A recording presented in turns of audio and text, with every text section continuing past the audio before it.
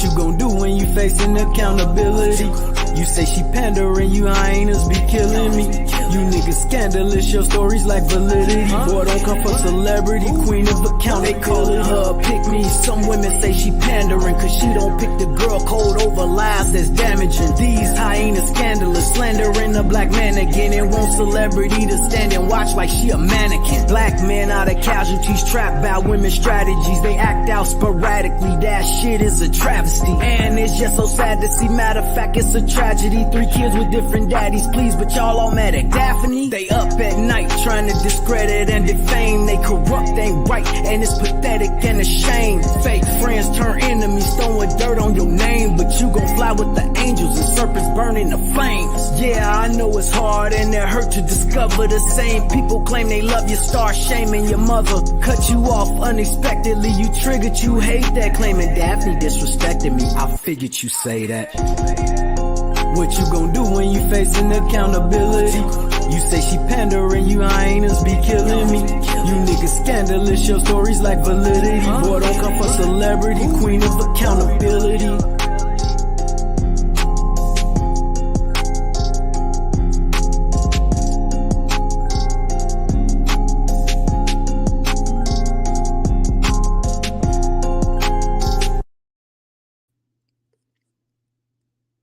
Hello, everybody. Thank you guys so much for being on my show tonight.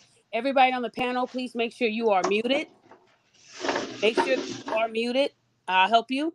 Okay. So, guys, I want to say thank you for coming on today to this show. It's an important show. A lot of people, they have asked me to do this show. I was going to do one like this in the past, but I think that now with all the things that we've seen online, this is probably the best time to talk about this. Now, the reason why I titled it Domestic Violence is because it's not just exclusive to women. There are men out there that suffer just as much as women do. They just don't report it. We know that typically when a man, goes to the police or he tells someone that he's being abused, whether it's mentally or physically by a woman, they get laughed at. People look at the size of the man. They look at, well, how do you let that happen? You're weak, you're soft. When really men know that it's hard to win a case like that against a woman, because typically they're going to look at the size. They're going to look at, okay, this is an innocent woman, the giver of life, and this is a monster, right? And I think it's only fair that we shed light on what men go through too. And I want to say thank you to everybody on the panel who has decided to speak on their specific incident. There's going to be a lot of people coming on, and I will also allow people in the comments to come onto the panel.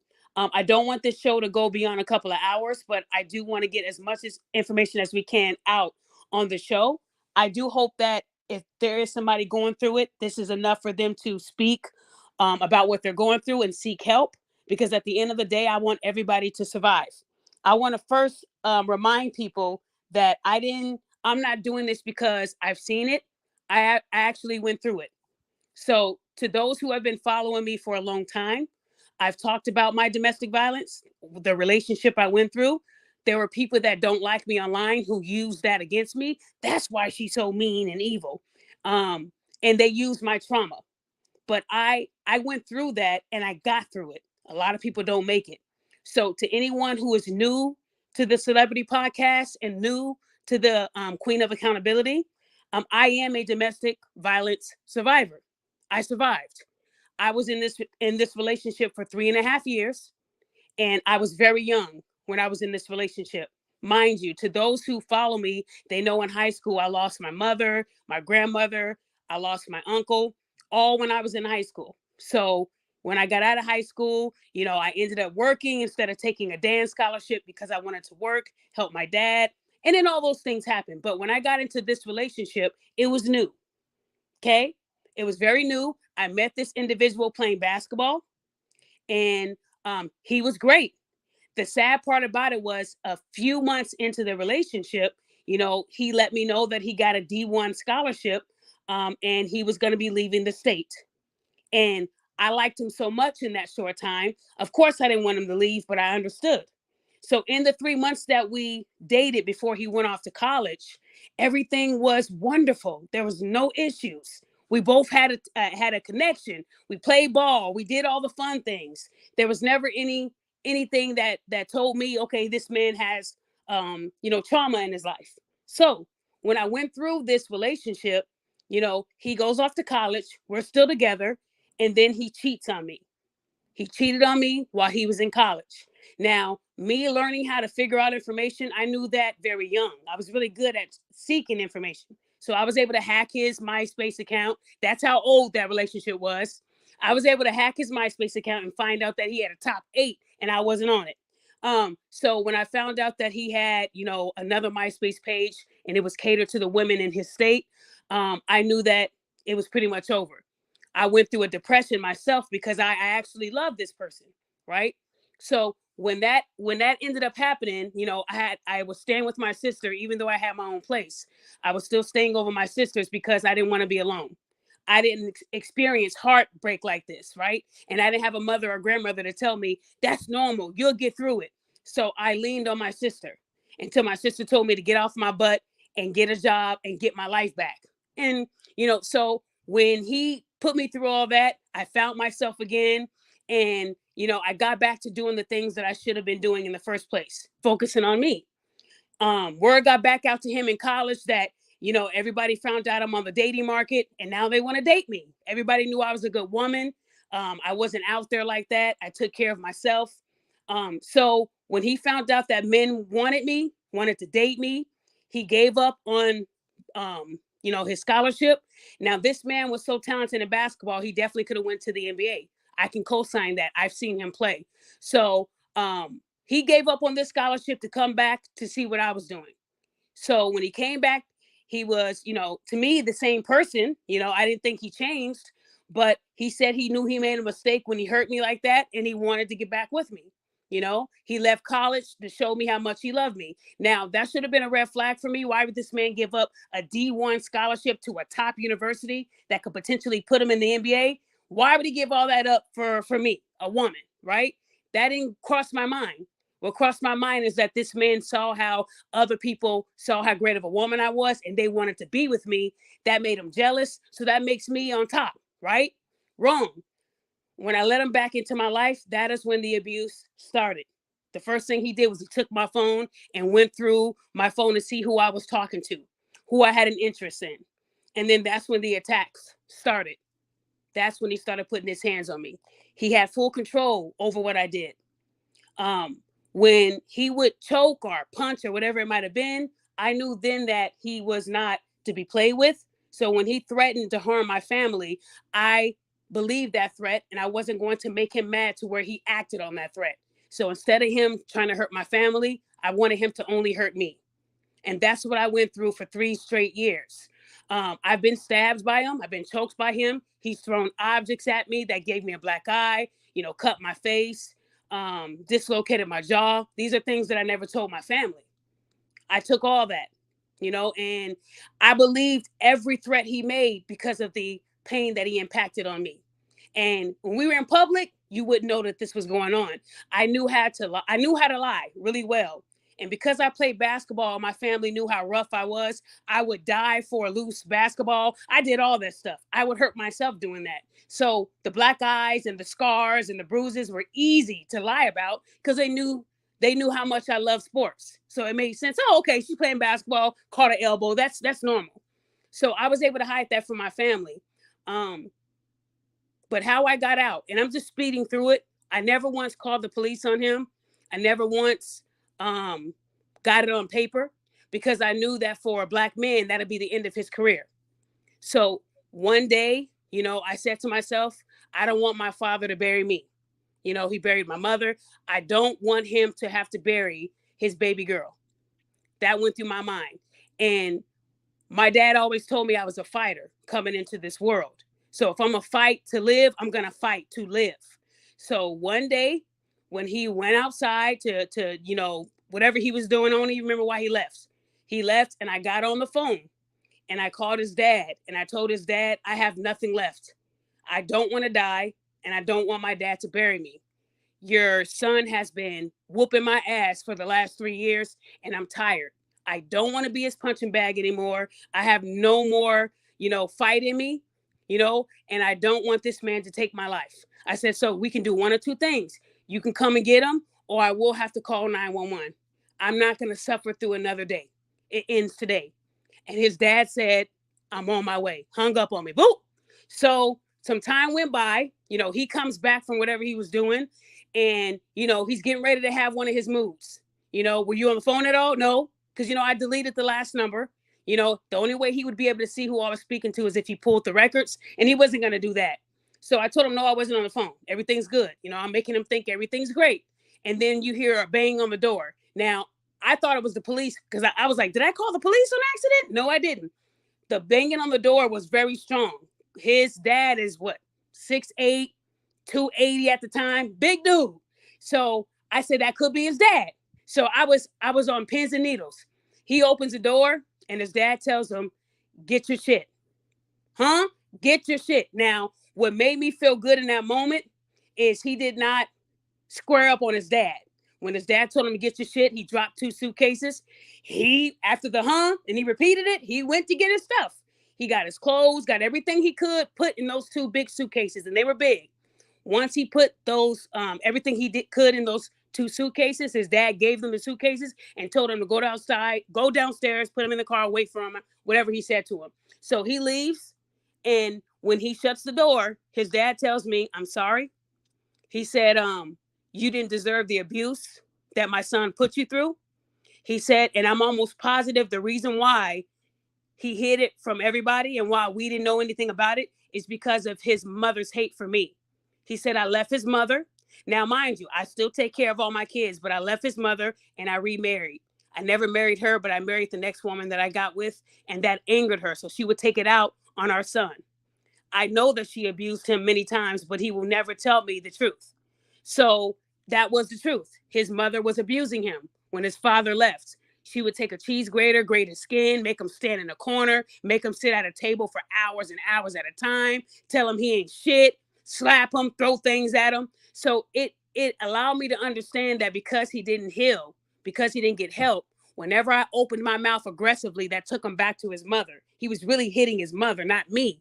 Now, and I'm not saying I gave him a right, but I understood why when I would raise my voice and cuss back, that triggered him to go crazy.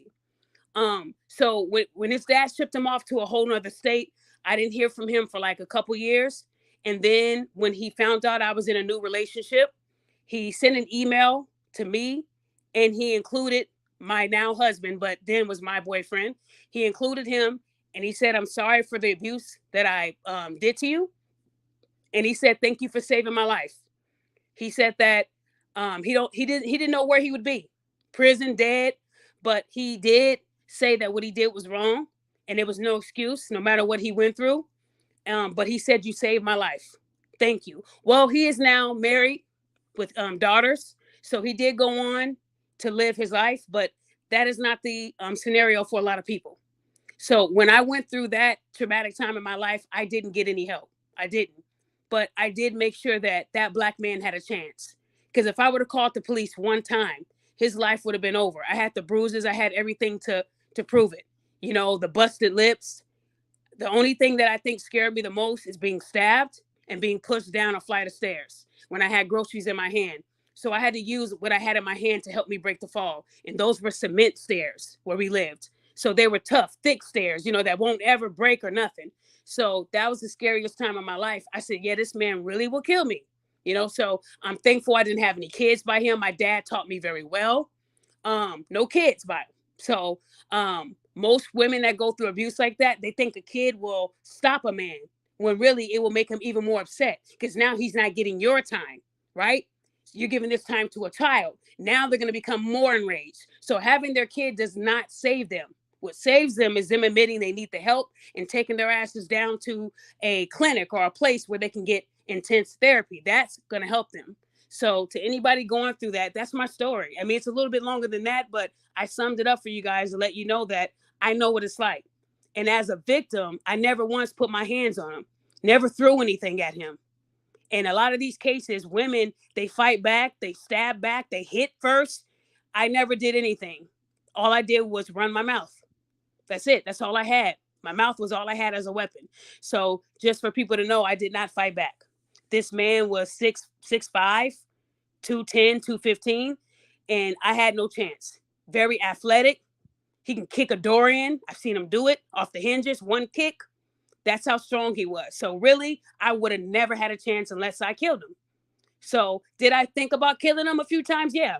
But when we would sleep, he would make sure I slept in a way where if I got up, he would know. So I never had a chance to do anything. So, and it never came across my mind, kill him. So I just wanted you guys to know that I went through it. So to the people on the panel, I want to say thank you for being here.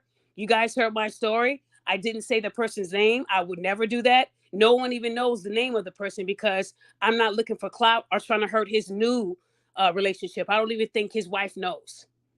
And I think I want to keep it that way. Okay. So I'm going to start with Lizzie. Lizzie, are you there? Yes, I'm here. Hi, Hi. Lizzie. How are you doing? I'm better today. Okay. Well, that's good to hear. We're not perfect. Now, Lizzie, I know you said that you were in a abusive relationship, correct? Yes, yes. Okay. How long were you in that relationship? It was a good 6 months, but that one time was what I got away from it. Like I couldn't be around somebody who can pop off at a moment's notice because of what someone said. And Okay. yeah, that was a deal breaker for me So are you at that talking about moment. the 6 month relationship?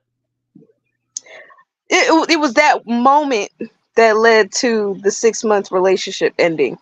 Because not once has it ever happened before during the 6 months, but it just came out of nowhere. Okay. And to me, that was very unpredictable for me. And I didn't Okay. want to have to deal with that in the long run. Okay. So he put his hands on you one time at the 6 month mark, and that was all it took for you to leave. Yes. Okay. Wow. Okay. So when you left, were you guys living together or were you living on your own? No, no, no. I lived in Hawthorne at the time, and he was in Lancaster. Good for He you. was, oh gosh, where was he? He was with his grandma at the time. I don't think he was living there, but it seemed like he was, he had a place over his head at the time, so I wasn't at his actual place. Okay. But I got Did to you? know the grandma. Me and the grandma were good friends, and she ended up passing about 3 months after we broke up, and I just, You okay? but Can you hear me? yes, I can hear you. Okay. So do you think it was easier breaking, breaking up with him with you guys living in separate areas? Yes. Oh yeah, Okay. most And definitely. and was that the only time you were ever in a situation where a man put his hands on you? I believe this was the second time ever. Okay, so it happened to you before. Yes, I was in a whole different state for school. Um, but I ended up putting my hands on that person first Oh because wow. yeah, What yeah. made you do that? He wouldn't tell the truth about his infidelity, and I was just getting frustrated. He kept giving me excuse after excuse. He lied about having a child that never existed, and every time I would like pour my feelings out, he would give me a sob story back and not take he wasn't Accountability? considerate of my feelings, so he would like try to go toe to toe on who had the saddest outcoming or sorry upbringing or something like that. And I just had enough. I was blinded. I was in a rage, and I ended up socking him across his face. His glasses flew off, and he grabbed me by my neck and like choked me pretty hard. Wow. I kind of blacked out for like a good minute, and yeah, that was the end of that. And yeah, that Okay. happened. Well, I hate that that happened to you too. It's very rare that I talk to women who actually admit to being the aggressor. Um, Hmm. and mind you, I know when it comes to cheating, women get mad, they want to know, but I always Yeah, encourage women, leave. Don't ever put your hands on a man because if he gives you the same energy, it won't be fair because you right. might not be here. So I appreciate you for being honest about being the aggressor and having it done to you. And I know that probably taught you never to do that again, right? Oh yeah, Okay. Well, yeah, that's good most to hear. definitely. That's good, because a lot of women won't admit. We know when it comes to cheating, women will sit there. Some of them won't hit a man, but they will throw objects that can cause injury to a man. Then when the man gets Right. up and comes out in full force, now they're calling 911. That's not the way it works. If you're going to put your hands on a man, he has every right to reciprocate the energy. A lot of these mothers taught their Yeah. sons, if a woman puts their hand on you, you fight back. Because I hate to see our Hmm. brothers scared to fight back because, if I hit her back, because most of them, if they call the cops and they say you hit them and they didn't hit you back, they're not going to believe them.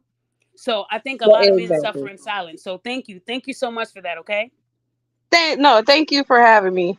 Okay, That hon. so I really appreciate Well, this I offer. appreciate you. I mean, I don't know if you tell your story often, but at the same time, you didn't deserve to have anyone put their hands on you, especially at 6 months. And I'm glad you were able to leave, because some people can't even leave after 3 months. So kudos to you for Yeah. being strong. Okay. Thank you. You're welcome, hon. Okay, so now we're gonna go to. I don't know if you want me to. I don't want to say it wrong. Denell. How you want me to say it? D. Unmute yourself.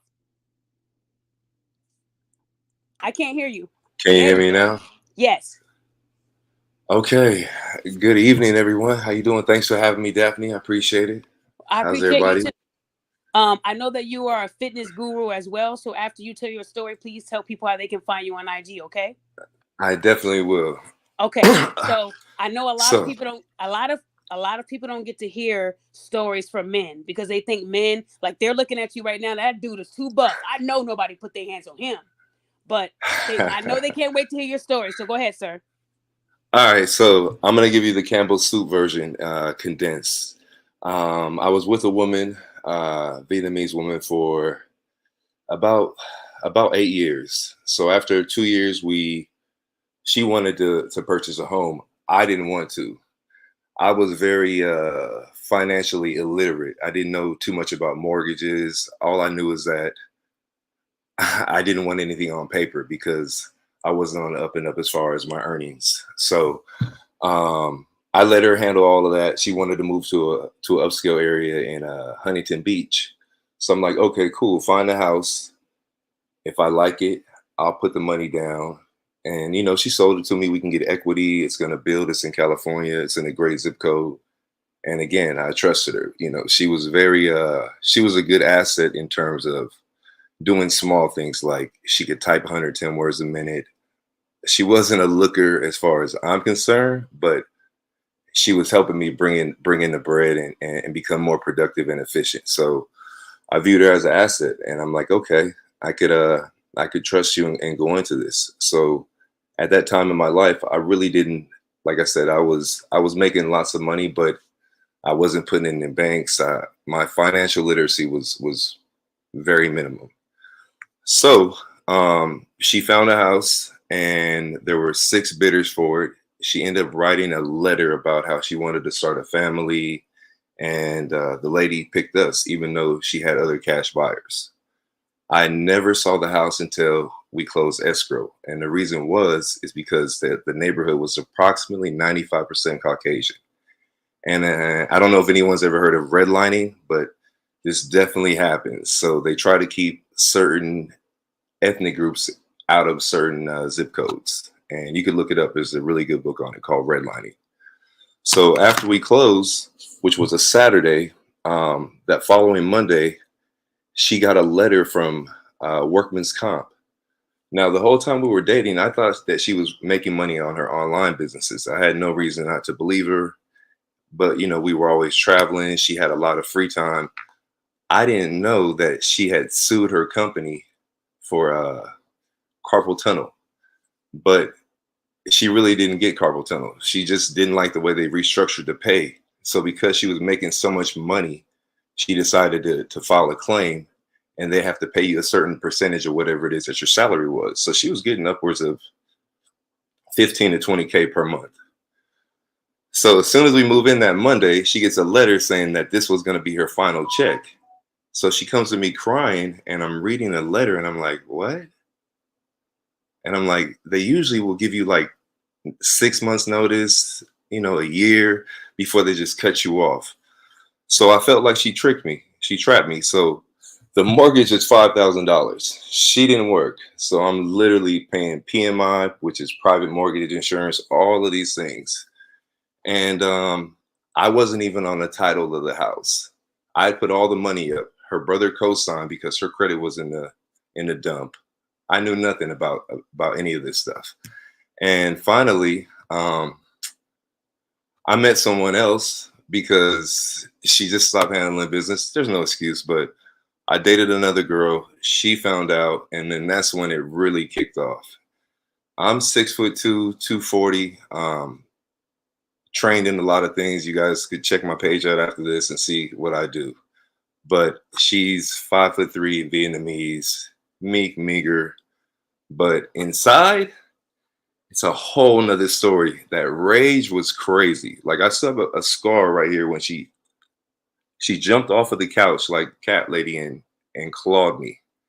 Then I moved out of our bedroom because I'm like, all right, I don't want to deal with this. I always kept a copy of myself being on title because I knew that she would try to get me removed from the home. So I didn't trust her. Always kept it. So she did call the police on me a couple of times, only because she changed the locks.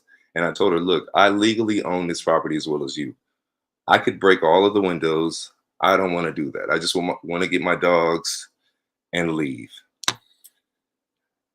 She wouldn't acquiesce. It was just always an issue. And the young lady that I was dealing with that she found out about was Hispanic. So anytime we would sit down and watch television, you know, and it was like Latino people on TV, anything, she would just start going in like, oh, you like that La Cucaracha, and just all these ad hominems about Hispanic people and Latins. It was constant.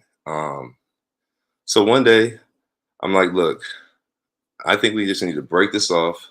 Let's take a year. I'll give you a year to get your stuff in order, because in California, the law is absolute. If two people own a property together, then you either have to sell it or the other party has to buy the other party out. I'm like, you could have the house.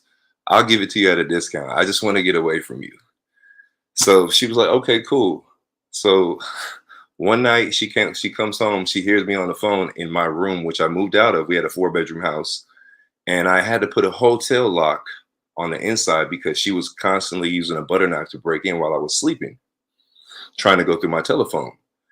And she got super mad about this hotel lock. So she takes a butcher knife, and I record everything. She takes a butcher knife and stabs holes in a circle around the bedroom door that I'm in. I'm just sitting in the bed holding the camera. Then she takes the chair from the kitchen and breaks through the door. So now there's a big hole in the center of the door. She reaches through, scratches all of her arm up because of the wood and whatever makeshift for the door, takes the lock off, and throws the knife at me. Like you know how people throw axes at the wood? Throws it at me. I move out the way, and she's like, no fucking locked doors. I don't give about your whores and all of this stuff. You're a liar. I'm like, bruh, I paid your car off. I bought all the appliances in here, all of this stuff. And it went down. Like I had a knot the size. It looked like I got jumped by 6 dudes, because I'm not gonna fight you back. I'm in Huntington Beach. You know, there's no one in our neighborhood that looks like me except for a couple of old men who are retired, probably on their way out. And I really felt like, I see a lot of things on the internet where guys go on there complain, and it's just like you kind of get brutalized. Like, what are you talking about? Like nah, this really happens. I'm going through it right now. So basically, that next day after all of that happened, I got this big old knot on my head. I go on Craigslist. I find a room to rent. I'm in the room within 7 hours. I moved most of my stuff out, left my dogs. So we're amicable through the entire year. I even started doing bodybuilding shows. She was cooking for me. I'm thinking that everything is great. Come July, which was a year later, I'm like, yo, so are you ready to handle the business? Gaslighting me. I have breast cancer. I have to get a mammogram. Okay, so I'm being empathetic. Take care of that. Let me know what's going on. Then it's inconclusive. Then her mom has COVID. It was just something. And what I realized is that she was trying to antagonize me, and my dumbass fell for it by verbally lashing out, like calling them names, saying you guys are thieves, trying to steal from me. I worked hard for this, because I did. She only worked 6 months, and she was like a secret shopper. If the mortgage is $5,000, you're a secret shopper. You're not really contributing at all. So what she did was she used my text messages and went down to family court and filed a restraining order the day after I sent her an email from my attorney saying that the law is absolute and that I'm going to file a lawsuit on her. Let's settle this. So she's trying to use, well, what she's doing, she's using a family court in my civil case to show that I coerced her, basically saying that I put a gun to her head and made her put me on title, when in actuality, her brother was a co-signer. Her brother and her are like this, they're a year apart. She had to make an appointment with the bank. The notary was there. Her brother was there. There's no signs of distress, no anything, because if the notary notices anything, he's supposed to not do anything, not sign anything or notarize it. So once she found that out, she filed this fake restraining order. And then in the documents, this is funny, we go to trial. This is 4 years ago. So I've been living a nomadic life 4 years, still having to pay, property taxes and stuff for somewhere I can't even go to. The court gave her my dogs, which I had 3 years before I knew she existed, and they're probably dead now. We were never married, ever. We didn't even live together long enough to have a common law. So it's just very strange at how one-sided and skewed it can be. And it is hard because, again, if you guys can see me, I look like a Terminator. But as far as when it comes to women, like I'm 43 years old. I love my freedom, and I have absolutely no reason. So hopefully in September, when we go to trial and I show all the video evidence of her, at least 40 videos of me being attacked. And you can clearly tell that I'm running. I'm trying to calm her down. She even kicked me one time, fell to the ground and knocked the wind out of her. I reached down to help her up. She faked like she was out of breath, and she up kicked me and tried to kick me in my chin. I moved out the way, and I'm like, dude, you're crazy. So now I went through all of our transcripts because I don't want to pay $500 an hour for a lawyer. And the reason that she said she put me on title, this is crazy, guys. Listen to this. She said, I put him on title because I was afraid if I didn't, I would have to evict him. So you're going to give me more rights to the property so you don't have to evict me? But it's just crazy how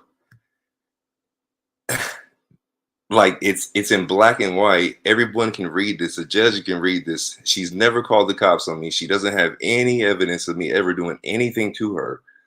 The only reason why I've never released these videos is because we haven't gone to trial yet, and I don't know what the legal ramifications are. But once this is over, I'm definitely gonna do like a mini doc about this, because there's a whole lot of this, and the lies. I mean, I have a 5-year restraining order on. Anytime I travel anywhere, I get stopped at customs, and I just found out why. They said, is she on the plane? I'm like, is who on the plane? The person who has a restraining. I'm like, so you guys actually think I bought a plane ticket to St. Kitts to follow somebody that I don't want to be with? So it's just, I've worked very hard. I come from Brooklyn, New York. I come from nothing. My mother's manic depressive. I've been her conservative since I was 18 years old. She just passed away. And it's like, I've worked and worked and worked, and you just want to lie because you don't want to, you just want the house. And it's like, it sucks. It really does. So I'm not saying that, that I was an angel, but I will say that I've never laid a finger on her, and I never would. But there's a lot of guys out here that go through what I do. One of my frat brothers, his wife is super disrespectful, slaps him in public, pushes him, degrades him, and he's 17 years in, so he really has no choice, because if he leaves, he'll probably be living in his car for the rest of his life. But yeah, that's my story, and there's a lot more to it, but I didn't want to take everyone's time, so hopefully it wasn't that long. Thank you guys for listening. Well, I definitely appreciate you for telling your story. And I know you said that you have trial in September, and you definitely are going to have a lot of people behind you praying for you. Like I said, they look at your size, and you said she's 5'2", Filipino. So I'm guessing she's probably like 115 pounds, maybe less than that, right? Well, that's the thing. She's on the thicker side of that. That's why she's okay. about But 140, she's smaller, but 5'3".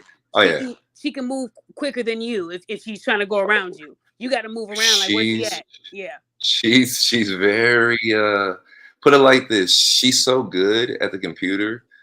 I would go to Venice Beach to train, and she found a way to hack into my Gmail and find out where I was at.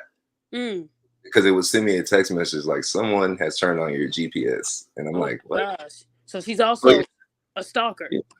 Dude, she made 11 pages on Instagram, and she tagged all of these women that she thinks that I mess with, that I've only done collaborations with, talking about he's mine, you homewrecker, you whore, and just all kind of nastiness. It's a lot. It's a lot, man.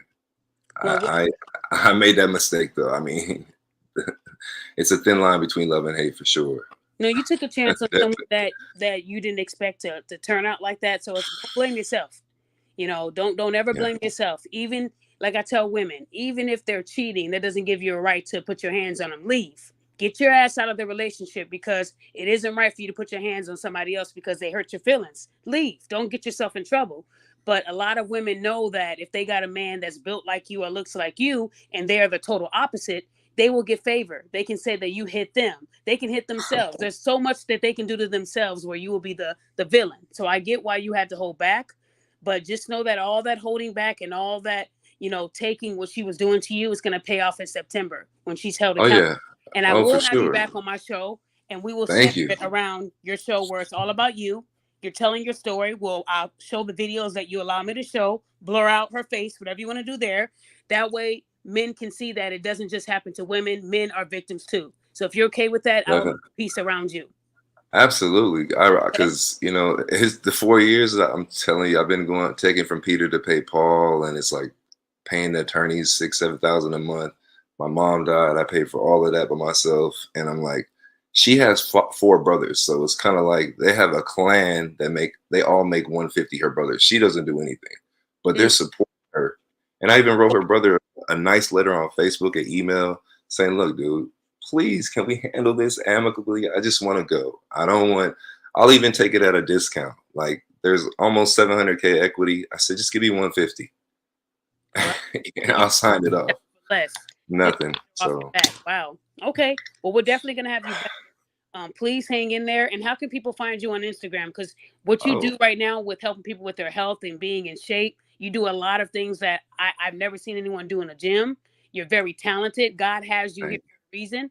Where can people follow you?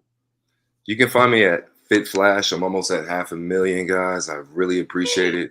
And if anyone ever needs any help from keto, diets, calisthenics, mobility, I have almost 300 PDFs. I don't charge. Just hit me up and send me your email, and I'll shoot it over to you. Wow, he said charge. I don't charge. I don't charge for that, because I'm definitely gonna reach out to you. I tell people this: don't chase money, chase people. Because when you chase money, you'll always be broke. But when you chase people, you'll always be wealthy. And it's hard to understand, but as you get older, you'll figure it out. Wow. You know, keep on doing it. You'll always be wealthy. Well, keep. But yeah, at Fit Flash, guys, I got you. If you guys need any help whatsoever. Fit Flash, and you can't miss him. Like I said, he posts a lot of inspirational things for people trying to get on their journey to weight loss. He's not one of them frauds who went and had, you know, deltoid surgery and muscle surgery. Yeah, I can help y'all get there. This man really will help you get there. So keep it up, okay? Thank you so much, guys. And thank you guys so much. And I'm going to listen to everyone's story. I really can't, you know, I want to hear you guys too. Thank you. Okay. Yeah, I was going to say, if you want to hang back, you can. Okay. Oh yeah, definitely. I'm right here. Okay. Thanks, Daphne. And I got my shirt too. It's coming. Yeah, I told you I got Okay, you did, you the one you did, post you on the did. story. Yeah, yeah, I Yeah, got it's you're coming. right. You're okay. We're gonna definitely talk about Yeah, that, sir. yeah, it's in the mail. Okay. All right. Okay, Miss Nakia. Hello, can you hear me? Yes, we can hear you. How you doing, Nakia? I'm doing well. Thank you, Daphne, for inviting me on the show, and I'm actually so glad that I found Art of Kicks, which led me to you, and I've been following you for about a few months now. I've been very happy, so I appreciate you having me on the show. Thank you, Nakia. I love getting, feedback from women because women typically say I hate them and I don't respect them and I'm always judging them. But when I hear that people, did their research or they were brought to my page by other great people, that makes me happy. So thank you for being here, Miss Nakia, because you could have said no. Yeah. Now, I know this is a very sensitive topic, so only say what you're comfortable with saying. I Mhm. know you told me you have been involved in a domestic violence relationship, correct? Yes. I was with my abuser for 4 years. Wow. Um, yeah. So basically, what happened was we dated when we were both younger. Um, Dated for a while. He was rough, but he wasn't an abuser back then. Broke off, separated, both ended up getting married, having separate lives, and then 20 years later, hooking back up. And I thought, oh, well, he's a changed man. I mean, from when we were younger, he cheated on me with 5 different women, got 2 of them pregnant, also gave me gonorrhea. Oh my God. Um, But after 20 years, he was like, "Oh no, I'm a different man now. Da da da da. I've been looking for you. You're the only person who really loved me. Blah blah blah blah." So I decided, okay, I'll give him a try. Well, he did change. He was more of an abuser. I found out while we were together that while we were separated, he actually had been in jail a couple times for domestic violence. And it wasn't until we were together for a while and actually um, were homeless together was the first time that he put hands on me. We were at an event or at a friend's house, and I guess because I was emphatic, because I'm an emphatic person when I talk, he thought that I was being disrespectful to his brother when I was just like being really emphatic about what we were talking about. And as we were leaving, he hauled off and popped me right in my mouth and split my lip. And because I was already with him and homeless, I'm like, what the fuck? What's going on? I'm sitting here like, no, that's not what I did. I'm like trying to plead with him and he's trying to leave me and walk down the street. I'm walking down the street with him. And I'm like, no, that's not it. Da, da, da, da. So then we ended up making up, whatever. But I couldn't go to work the next day because I had a split lip. So at this point, I thought I didn't deserve anything better than this. And so that's why I stayed. Um, had several incidents, even where to the point where he put a gun in my mouth. Missed a major family event, which was a surprise party for my aunt's birthday, where my other uncle, who lived in another state, flew in. And it was the last time that my mom and her brothers and sisters got together. And I missed it because he had given me a black eye and wouldn't let me leave the house. He locked me in the room and took my car because he didn't want anyone who we were staying with to see that I had a black eye. Told me to get some makeup and fix my face before I could go anywhere. I lost 3 jobs, 3 very good jobs. I worked for the county. I worked for another engineering firm. I lost all of these jobs because of his abuse. From when there was one time where he hauled off and hit me and broke my glasses. But not only broke my glasses, he cracked my occipital lobe of my left eye. So my eye was completely swollen. Um, I was in the hospital. He made me make up a story about how some girls jumped me at a liquor store so that he wouldn't get in trouble. Um, Another one was he took my I was administrative assistant and I had a company card. He would take my company card to pay for the hotel room that we were staying in because he was too afraid of being alone, so I couldn't go out and do DoorDash to make money to pay for the room that night. I think the final straw was he had me come out to meet him at in another city, um, where he was messing with another female, and he had me bring the pistol with me, and he was upset with her. We met at a local transit station, and she rolled up to the transit station arguing with him about what was going on. And she walked around him and got in my face and started arguing with me. And I told her, I said, look, we're not going to do this. Me and you, we're not going to do this. Your issue is with him, not with me. I don't need you in my face. And she began to fight me or try to fight me.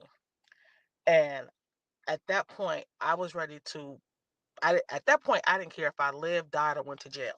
I put out the gun and I got ready to shoot her because I'm a big girl. Hey, I'm not afraid to say it. I'm a plus size woman. He's a smaller guy, but that's what he liked, dating plus size women. And so she was bigger than me. And I said, I'm too old to fight. So I'm gonna shoot you in your kneecaps. And it was at that point I realized I need to get out. So I had a friend of mine who I dated in high school who helped me get out the relationship with him. Um, and things I started doing a little bit better. But then I ended up dating this other gentleman who always wanted to argue. And I'm like, I don't like arguing. I don't want to argue. That's not what we're gonna do. And so at that point, he one time was on the bus headed to my apartment, um, telling me on the phone how he wants me to hurt like I hurt him. And he's like, next thing I know, he's like, why aren't you answering your door? I'm like, what do you mean? I'm not answering my door. You're not at my door. And then I hear him start bamming at my door. It was at that point I said, I can't do this anymore. I'm not going to be in another domestic violence relationship. I cut media ties with him, got a restraining order. And that was like the first time I ever got a restraining order. And I realized at that point, I was attracting the wrong man. So it was at that point I decided I needed to work on me. I needed to be alone and find out what was in me that was attracting or even attracted to these type of men. To this day, the first ex that was abusive, he still tries to get back with me. He's like, "Oh, everybody, all my women know about you. You saved my life 5 times, and da da da da." And I'm like, "No, I would never, ever give you the chance to put your hands on me again. Never." And his family even tells me, I look so much better, and you know, he lost out on me. And I'm like, I don't care. I do not care. I would never put myself in that situation again. Like, because my cousin told me, she broke it down to me. She said, he was one of your first loves. So that's why you allowed it. But you had to come in to know who you were and how important you are to understand that that wasn't what you needed. So, I've been away from him for about 3 years now. And I finally feel like my life is back on track. I'm still choosing not to date right now. I'm dating, but I haven't decided to settle down with anyone because I'm just afraid to be back in that situation. I definitely So, understand. Well, Nakia, I want to say thank you for sharing that with us. I know a lot of it was very hard because I heard you get choked up in between because you were reliving that moment. You said it's been 3 years, but it seemed like it just happened yesterday, the way you were telling the story. I'm sorry you went through that, and I am thankful that you overcame that and that you're alive to tell your story. You're doing better since that happened to you. But don't be afraid to take a chance on love. And if you need somebody to make sure that this person don't got a criminal record or priors, you got a sister named Daphne. You send it to me and let me double check. Don't let a good guy, go away because you think he might be like the other man. I felt the same way after getting out of an abusive relationship. I felt like, man, but one thing that I'm thankful that I didn't do is consult my single friends who had it with black men.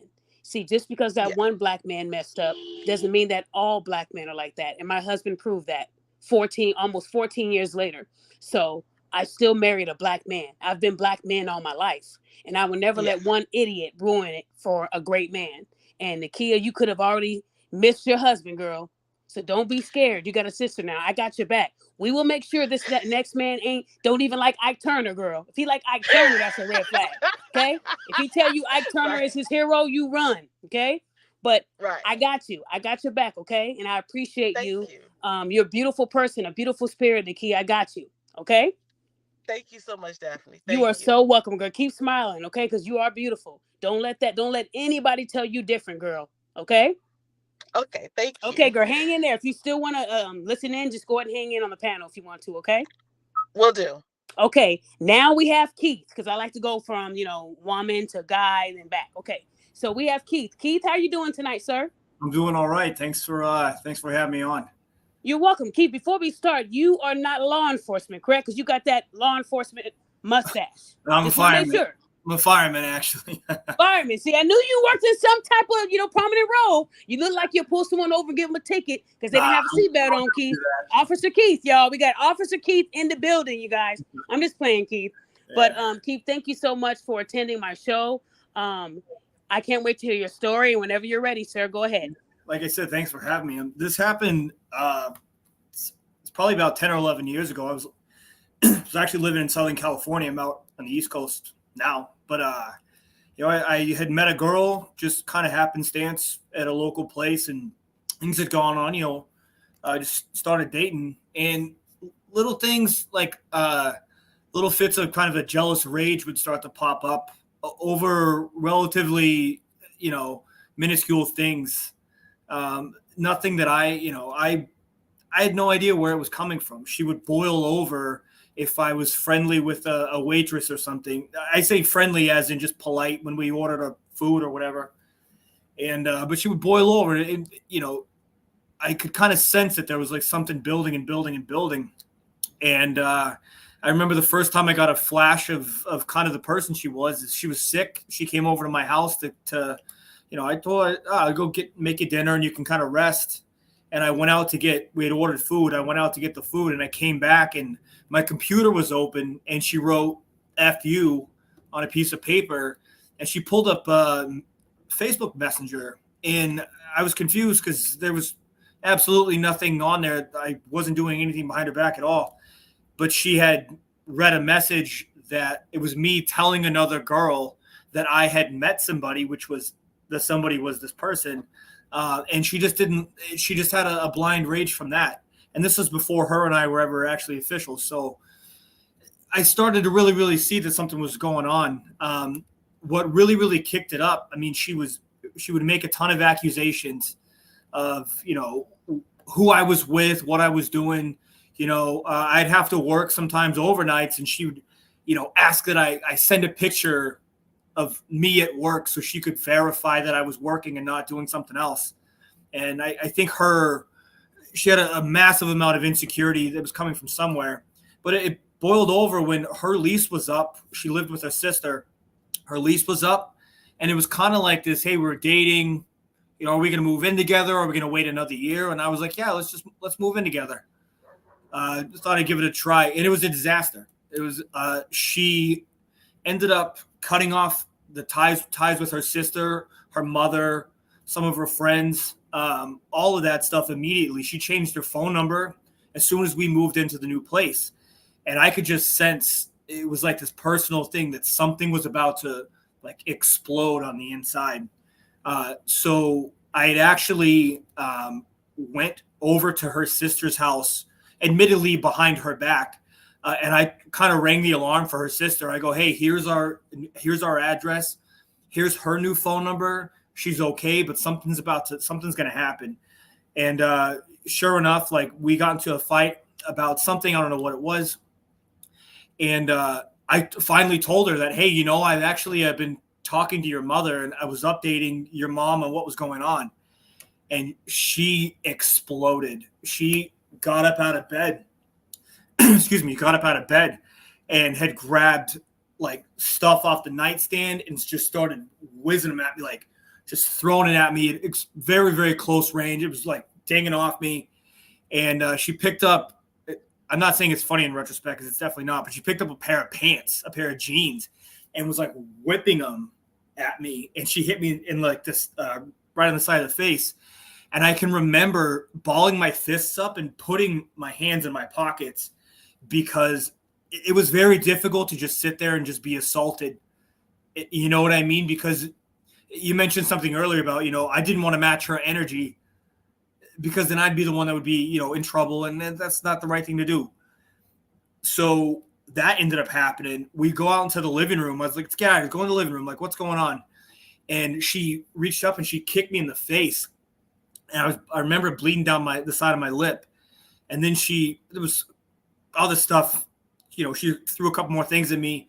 Then she ended up running into the bathroom. And before she could lock the door, I opened the door because I knew that she was going for the medicine cabinet. She was going to try to like take some pills or something. And she had a pill bottle. I don't know what it was. She had a bottle of pills in her hand and she tried to take it. And that's when I finally like picked her up. And I ended up like moving her into the closet. And I called her sister and I was like, hey, that thing that I told you was coming, like that's happening right now. I was like, she's beating the crap out of me. She's throwing a bunch of stuff. She's ruining the apartment. And her sister was out of town and she goes, you got to call 911.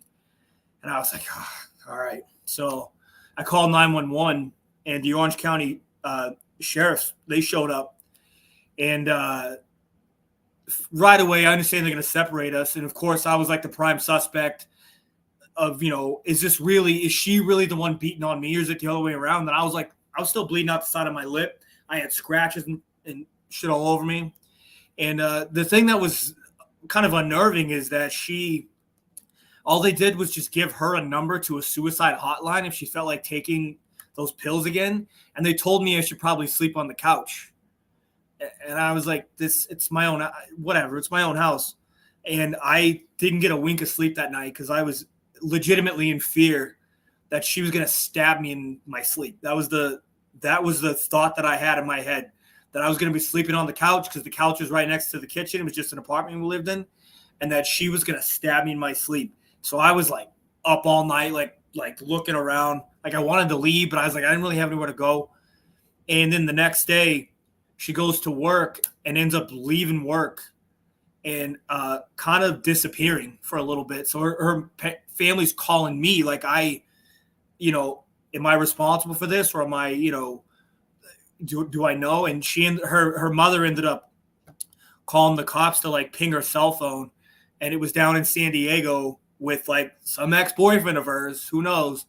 And then she ended up they kind of brought her in, and she ended up getting like committed under like a psychiatric circumstances. And I was like, okay, well, you know, that happened. That was a roller coaster of like, you know, a couple of days that I knew leading up to that was going to happen over the months previously. And then her family had came out and they kind of had a little intervention.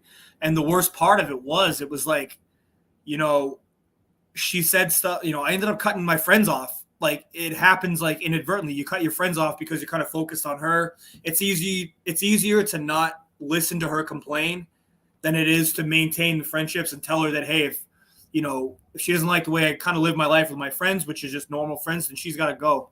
But, you know, and one of the things she said, I wrote it down. She said that I saved her life and that if I left her, she would kill herself.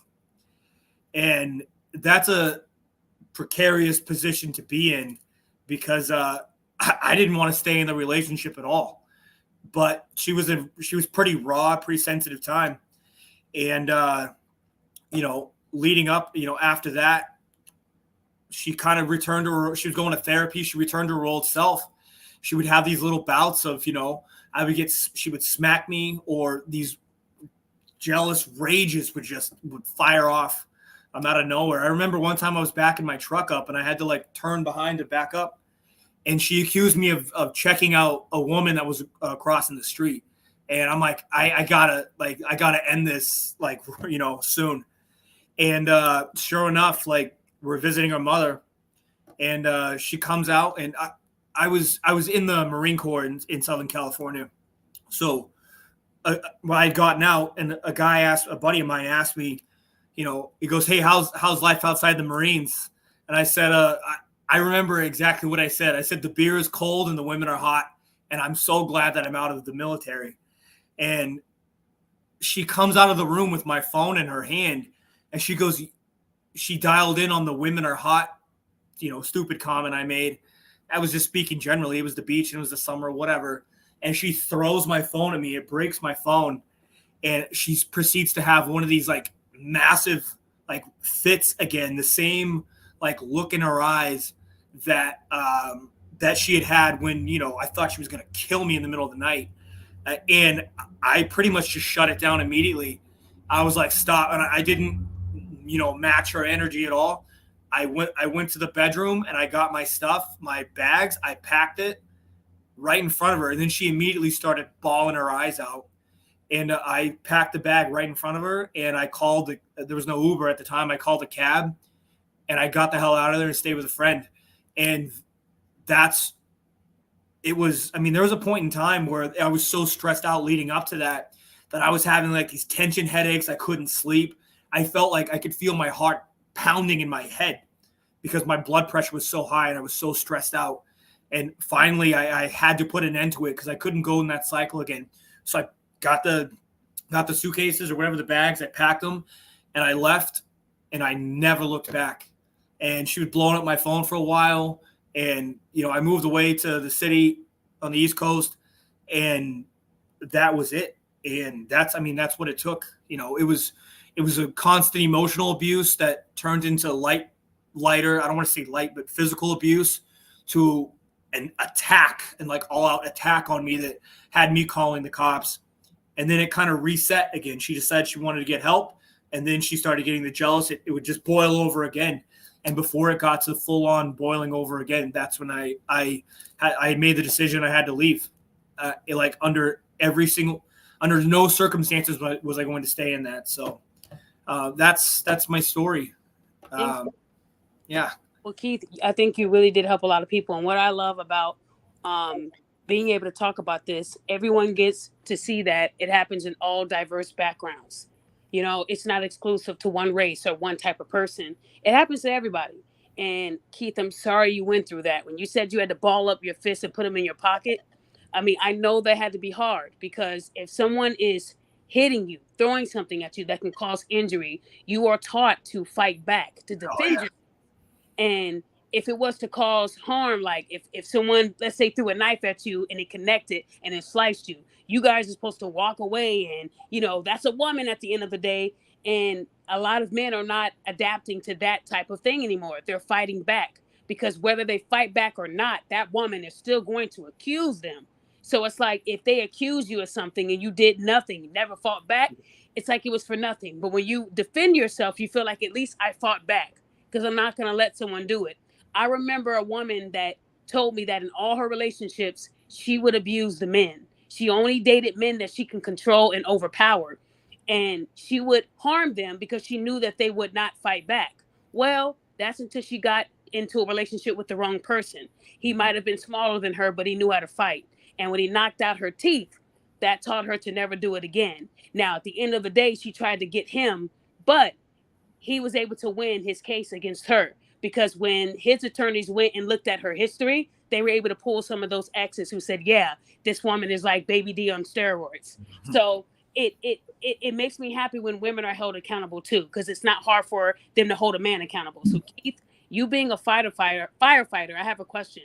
Were you a firefighter when you were with her, or did this happen after you ditched her and left her? No, so I was with her when I was getting out of the Marines. Then I was actually going to EMT school and coming out working on like the plans to come back out east to get on the fire department. So I was kind of in a transition period, getting out of the service and stuff. But no, I wasn't a firefighter at the time.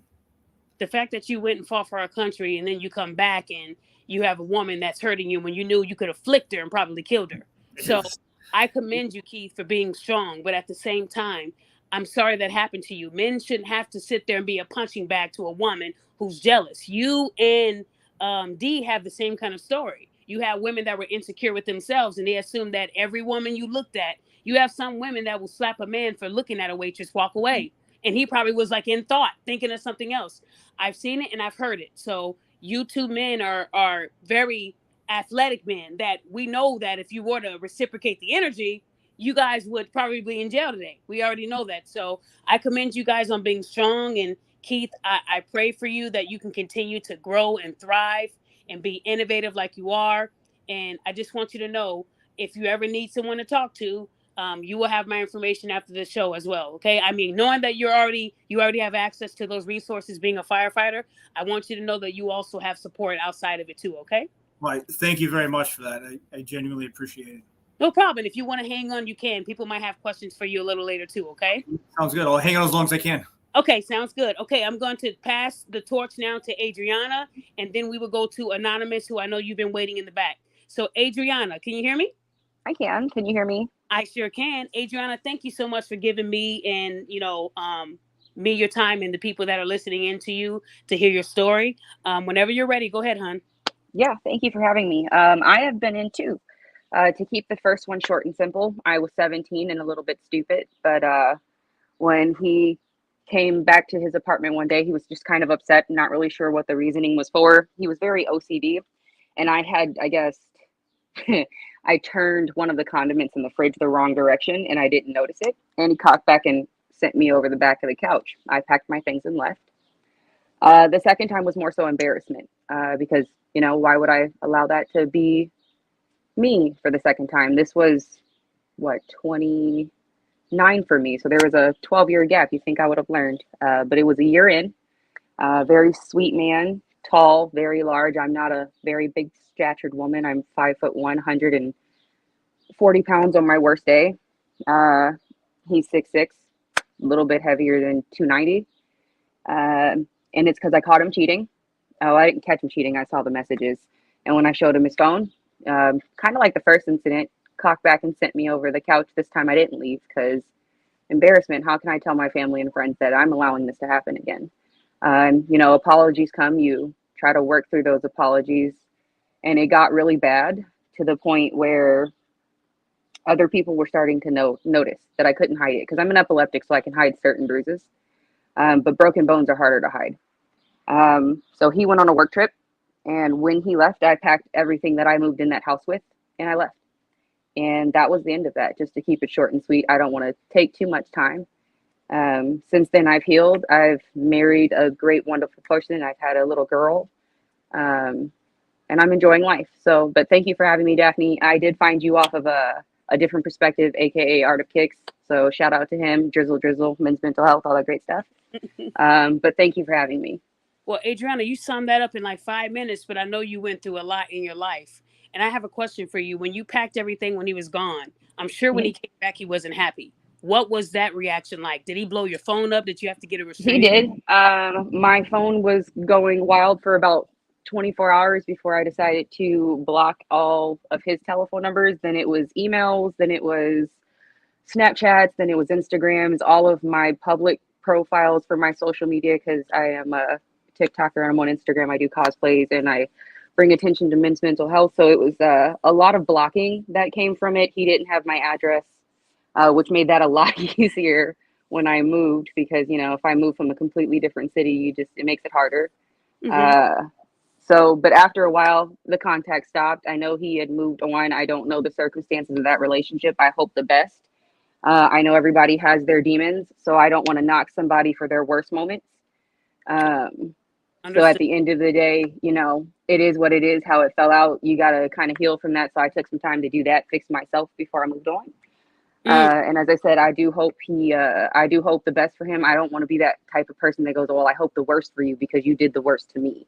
because that's wishing the worst on someone else. Because if he's out in the dating world, I'm basically saying I hope I hope you're better for the next person, because that's all I can really ask for. Right. Okay. And I know you said that you're in a healthier relationship now, and you had a child. Did at what point did you tell the person you're with that you went through that? It was never not on the table, because again, I do have a couple of public social medias. And I did highlight it one month during DV. Like I didn't mention his name. I just showed my side of it, the pictures, the bruises, Gotcha. and things like that. So it's not something that I ever hid from anyone, because I feel like if you're going to move forward seriously with someone, you do have to discuss things that could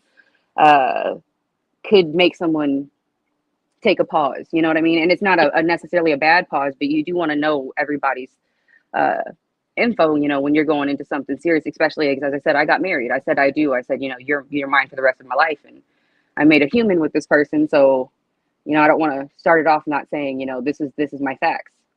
Gotcha. Okay. Well, Adriana, I want to say thank you again for telling your story. I'm glad you healed. I'm glad you found love again. You're married. You're a beautiful wife. You're a mother. And what was your handle again? You said you're more active on TikTok? So it's the same last name, but I go by Nikki because it's my nickname, Nikki. You guys can find me under Nikki Hudson. I am on TikTok and Instagram, so you guys will be able to find me. Please follow the more followed Instagram, not the private one where my children are posted. Okay, put what you want people to follow you on in the chat, and I'll pin it. Okay? Yeah, most definitely. Thank you. I appreciate you, Miss Adriana, and I hope you do have a great day. If you want to hang on, you can. Okay? Likewise, I'll be here listening. Okay, sounds good. Okay, now we have Anonymous. I don't know who this person is, and I'm hoping this isn't no spam. Anonymous, can you unmute and talk? Hey, Daphne. No, I'm not a creep or Okay. anything. I actually messaged you at like 7 o'clock Eastern time. Well, 7:30. So, yeah, my name is Amber. I wasn't able to like change my name, so I just left it at anonymous. But my name is Amber. Okay, I'm gonna still call you Anonymous. Anonymous Amber, girl. They're gonna be like, you dumb. What was the point of Amber? Thank you so much for telling me at least your first name. Okay. So Okay. I'm taking it that your story is probably not going to be the best one. So say what you feel comfortable with saying. You don't have to go into graphic details if you don't want to. Okay. Okay. Okay. Go ahead and Um. Okay. So the person that I met them back in 2015. My mom, she had two children, me and my brother, and my brother ended up passing away that January. So it was just me and my mom. My father passed away when I was really young from lung cancer. So I was working, wasn't really working like, a high paying job, but it was just enough to maintain. And my mom was a schizophrenic at the time, and she had bipolar. So I was her guardian. So she wouldn't become a ward to the state of Michigan. So I was going to work, and I just ended up meeting this guy. I met him on Facebook or whatever. He just asked for my number. So I just gave him my number, didn't really think too much of it. So he would talk to me like, on my way to work, on my way home, because I caught the bus. So long story short, everything was good for, I want to say, like the first 3, 4 months. Then I found out I was pregnant. Um, Once I found out I was pregnant, I didn't. That's when things started to turn left. That's when the name calling started. That's when like the verbal abuse started. So I told my mom, and of course my mom was very happy about it, but I wasn't. So I had planned to have an abortion anyway. So I ended up miscarrying, and then after that, like that's when it got physical. Like he just started. Well, first he tried going, like he would go through my phone when I was asleep. He would call my job. He would say I'm lying when, I say I'm at work. He said, "Oh, you're lying. You can't be getting off all late and you work at a store, blah, blah, blah." So the verbal abuse started the first time he put his hands on me. Um, he had took my car for the day. At this point, he had basically like moved himself in. So he had took my car for the no, I'm sorry, not the day, the night. He took my car for the night, and I was like, where you at? I need my car, I gotta go to work. So he got mad. He tried to stop me from taking my keys. So he hit me. I was bigger than him at the time, so I hit him back. He called the police. The police automatically took me to jail because I was bigger than him. So I had to lie to my job, make it seem like I was just sick. Like I had to play it off really good. So I spent 2 days in jail. I got out. I basically had to kiss his ass until my next court date because the police said if I was to, if we were to fight again, then I will go back to jail. So he ended up dropping the charges, but everything was still volatile. Like I'm on his time. He didn't care what time I had to go to work. I had to put him first. And in the midst of that, the abuse was still going on. And mind you, my mom, she was mentally ill. So I'm dealing with her, dealing with him. Whenever I would put my mom first, it was a problem. It'll turn into an argument, and then that's when the hitting and the slapping would come about. So we were together from 2015 to about 2017. So I'm just going to fast forward a little bit because it's a really long story. So 2017, a week after my 23rd birthday, my mom passed away. So I was in school, like I'm trying to go through school. I'm trying to deal with this. And it's like as soon as my mom passed away, things got worse. Like he really felt like he could control me and run me. Like I had to call whenever I went somewhere, I had to call whenever I left that place. Like I had to basically check in as if I'm a child. He didn't pay any bills. He didn't contribute to the household financially. I'm paying a rent by myself, which was like $900 a month.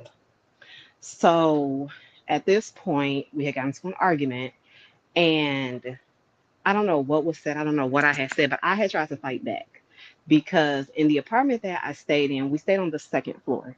So whenever we would fight, my neighbor that stayed downstairs would call the police. So one day we were fighting, and he hit me in my mouth and knocked my front tooth out. So I called the police. He went to jail. He came back because of the city that we lived in. That was technically his residence. So he came back, and I was just emotionally tired. I was just mentally tired. I was tired of being a punching bag. I was tired of getting my ass whooped. And so it was just this one morning. This was after my mom had passed. He was in the living room, like doing whatever. And so I have some brothers on my father's side. So our age gap is pretty big. At the time, I was 23. They were like 45, 46. So we had a really big age gap.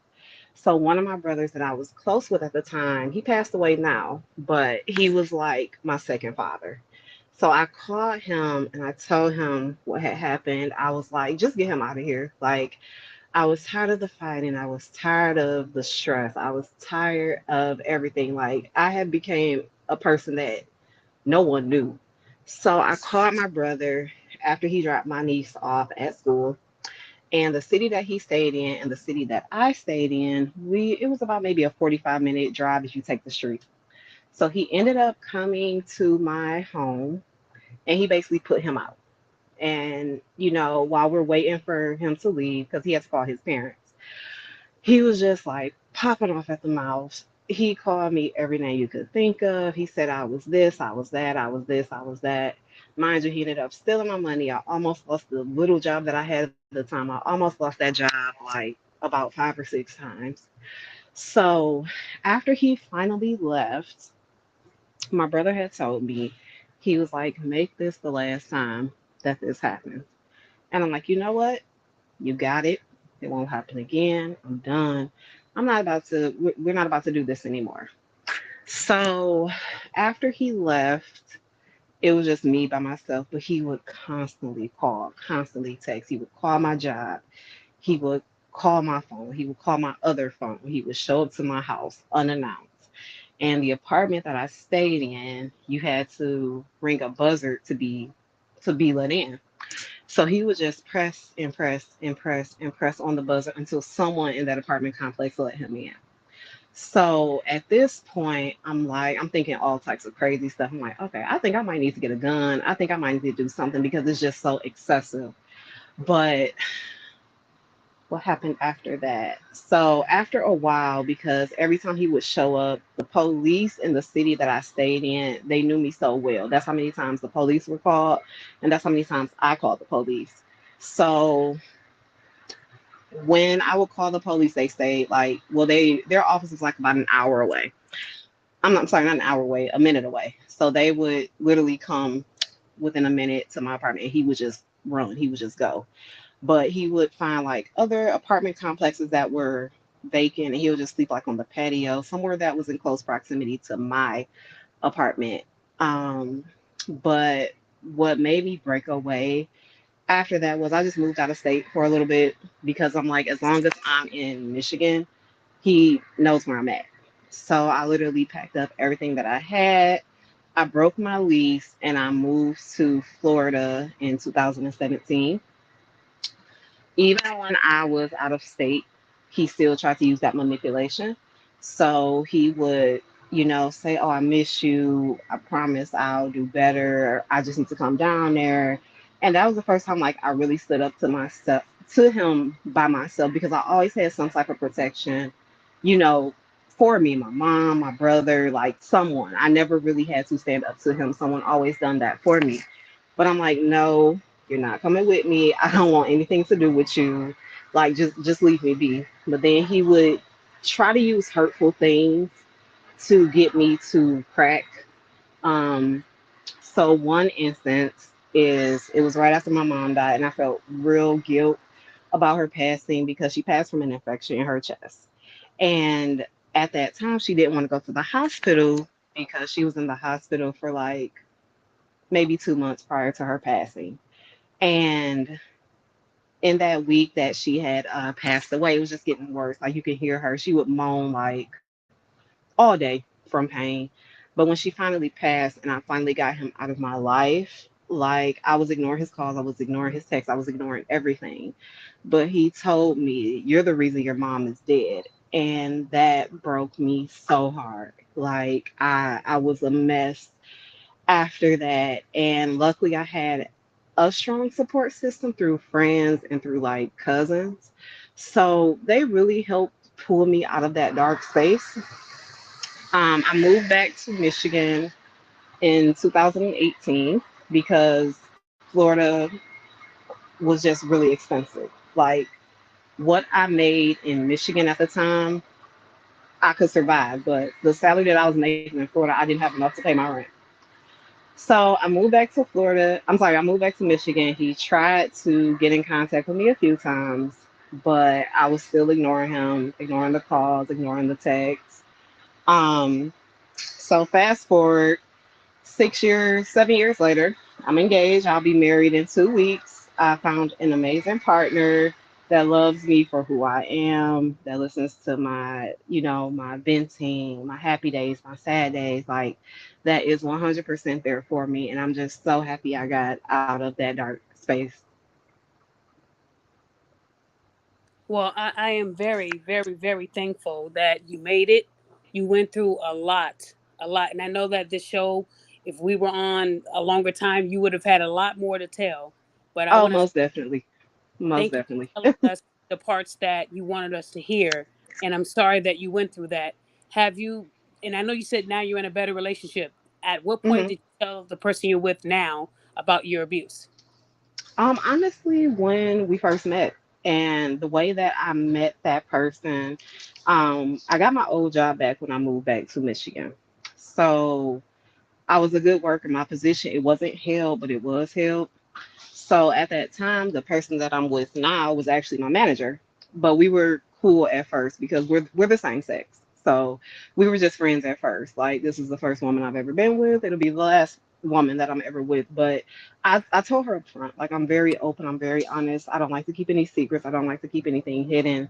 So I told her everything up front and she just was just shocked. Like she didn't know that someone can go through what I went through. And what I've shared is just a snippet of what I went through. But she's been very, very, very supportive. Like very.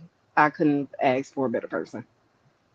Gotcha. And you said that, okay, so if you don't mind me asking, are hmm down with the same sex because of your experience with the man, or is it No, because you always dated women too? no. See, I've never dated women before, but I've always been curious. So I was never going to play on the curiosity. But what happened was I didn't look at her gender. Like, of course, she's a female, but I looked at the person, her heart. That is what attracted me to her. And if she was a man, I would still feel the same way. Gotcha. So what I went through with the man, that had nothing to do with me being with a woman. Now, like I've talked to women in the past, but never on that level because I didn't know what people were going to think. So Gotcha. that was always something I kept to myself. But my brother that passed away, he knew. He knew I liked women, but nobody else did. Gotcha. Well, I commend you for telling your story, and I want you to hang in there. If you ever need someone to talk to, you have me, and I'm sure you have a whole team of other people who don't mind giving you advice. So hang in there, Queen, and I'm always wishing you the best in your new journey, in your new relationship, okay? Thank you so much. I appreciate that. I appreciate you too. So it looks like there's somebody waiting backstage going by Armageddon or Geddon. I don't know. I can't see the full name. So if you are a troll, you will be booted just as quick as I'm adding you. So yep, Armageddon.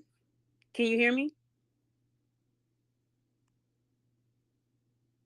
Armageddon. Whoever that is, you have to unmute yourself. Can you please unmute yourself? Armageddon. Okay, so probably a troll. Okay, so let me see. We talked to you. Okay, next we have Hustler. Hustler, I know that you didn't join this panel to tell us a story. So are you trying to bring some enlightenment to people? As always. Yep. So you haven't been in any domestic situations yourself, right? No, I haven't, thank the Lord, but I've heard the stories. And I had an old friend from high school who went through a domestic violence situation with a guy she was dating, but thankfully she had the common sense to get out of it. She hasn't spoken to that man since then. She moved away, but she hasn't spoken to that man since then. So I know this kind of stuff happens. Okay. But the thing about these DV situations, that when we think of DV, we always think it's man abusing the woman. Yes, that happens, and they need a good ass whooping. But what people don't get, like the gentleman that just dropped off, just proved. Shout out to Keith, I think his name was. This proves it can happen either way. Men abuse women, but women can also abuse men. The double standard is just ridiculous. If it's a female abusing a male, it's like, well, what do? You can't put your hands on her because that make you a demon, but she abuses you, that makes you a weakling. So it's damned if you do, damned if you don't. Either way, you lose. That gentleman just proved that. Because I'm pretty sure if he had his way, he could have knocked that ass the fuck out if he so chose to do so. But he said, you know, I'm gonna be the bigger person and just call her sister and just get this woman the help she needs, because she's just out of control. So it puts us men in a bad situation when we have to experience, being attacked by a woman. And people always want to say, oh, what did the man do? What did the man do to make her angry? Ever consider maybe she's just a violent fucking psychopath? Jesus, why always gotta be on us men? You ain't gotta do shit to the female. Maybe she just don't like you. Okay, Hustler, I want to ask you a question. Yes, I'm sorry, go ahead. No, it's okay, because I know when you go off, like the person is on the panel, but they're not. You said something earlier. You said your friend had the common sense to leave. So I know a lot of victims, you could have triggered them with that statement, and I want to make sure you can elaborate on that statement. Are you saying that women who are still in the relationship, they don't have common sense? Oh, no, I'm not trying to insult nobody's intelligence with that statement. I'm just saying. People thinking that you're that type of person that says, well, yeah, women that stay, because, I was one of those women who stayed, and I stayed to protect my own family. When you've been stabbed and choked and, punched in the face and threw down some stairs, you believe that they will do the same, if not worse, to your family. So a lot of women stay. Now, this was back in the day. So back in the day, I wouldn't have thought to order a pizza and put help, call 911. Now the technology and the advances are better where you can text, something to a number and they'll be able to find your location and help you. So I just wanted to make sure you elaborated on that you weren't telling women that did stay that they didn't have common sense. No, if the man got some sort of power over you, or he got you scared, or got you mentally beat, that's one thing. I'm talking about the ones who deliberately stay in these situations because they just emotionally attached. They know the man's abusive, but they just don't want to get out of it. Ever had that female friend that's in an abusive relationship? You're trying to talk to her over and over again, but she just says, but she just doesn't want to listen. Yeah, Oh, those kind of women. they know not to tell me because I definitely helped them out of that situation. I'm the wrong person to tell because I'm going to help them get out. But what I'm trying to say is a lot of them that are emotionally attached, I'm assuming they might have a kid with the person and they feel like if they leave him, the kid is going to be, you know, without both parents. So a lot of women stay for different reasons. It's rare that they stay because the dick is that good. You do have cases of that, but you also have cases That's of what I'm referring to. you said emotionally attached. You know, they could have an attachment with them by the form of a kid, and they could have said, "I'll kill you and the kid," you know, if you leave, right? So women do believe those threats, but you do have a few who stay because the dick is just that good, and they don't care if he's toxic. Yep. He's fine, he hitting it right. So yeah, if you're talking about that side of it, I'm with you. Okay. So wait, let me add Armageddon back so we can see who this person is. Armageddon, can you hear me now? Armageddon, come on now. Hello, Armageddon. Yes, can you hear me? Yes. Are you in a different country? Is that why you're not connecting? Dang it. Why is it not working? What is going on? Well, we see a video. Yeah, that's me. Are you Okay. at the TV I'm on? way late here. It says pay your I'm bill. sorry, I'm not trying to take up all your We can barely hear you. Hey, everybody on panel, can you hear Armageddon or it's me? He's going in and out. Yeah, Armageddon, you're gonna have to leave and come back or go to a better area in your house. Armageddon, can you hear me?